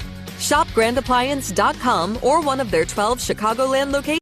Puedes ser el dueño de grandes momentos del béisbol. MLB Auction te permite participar en la subasta de bates, bolas y jerseys autografiados, con artículos de tus equipos de grandes ligas favoritos, leyendas y jugadores. Visita auctions.mlb.com. The MLB app. Yeah, it's got game. This game. These games. All the games. Pre-game. Post-game. And everything in between. This is baseball your way, with real-time stats, scores, breaking news, and custom content that hits every time. Because you choose the teams and pick the players you want to follow. So when they catch it on the field, you catch it on the app. To build this for them and spend the last year of coming up with this concept and getting it off the ground and getting everybody here, it just feels really good to have everybody coming and experiencing the thing that we've been working so hard on. To be able to take the experiences of Comic-Con and add that to a card show just is really fulfilling, because as somebody who grew up going to card shows and still goes to the same card show, the same church basement in Trumbull, Connecticut every month, it's great. Card shows are amazing, but to be able to add all of this experience is what makes this great.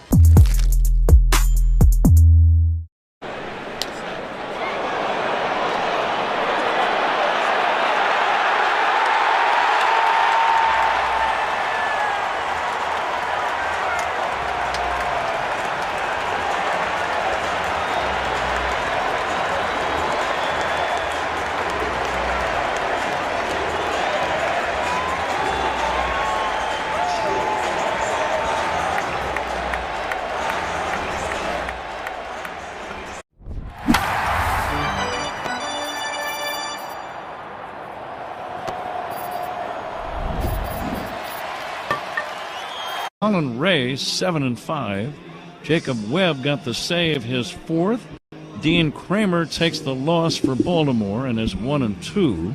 A 2-hour and 55-minute ball game at Oriole Park at Camden Yards in front of 18,935 fans. So the Cubs win it 9-7. And let me get some of your final thoughts. Well, I just thought Colin Ray did a very nice job today. Some big swings of the bat, some big home runs for the Cubs with 4. Seiya Suzuki's big 3-run bomb, that was a huge play in the game. Pete with 2 home runs in the game today. So that's outstanding for Pete. He is staying red hot.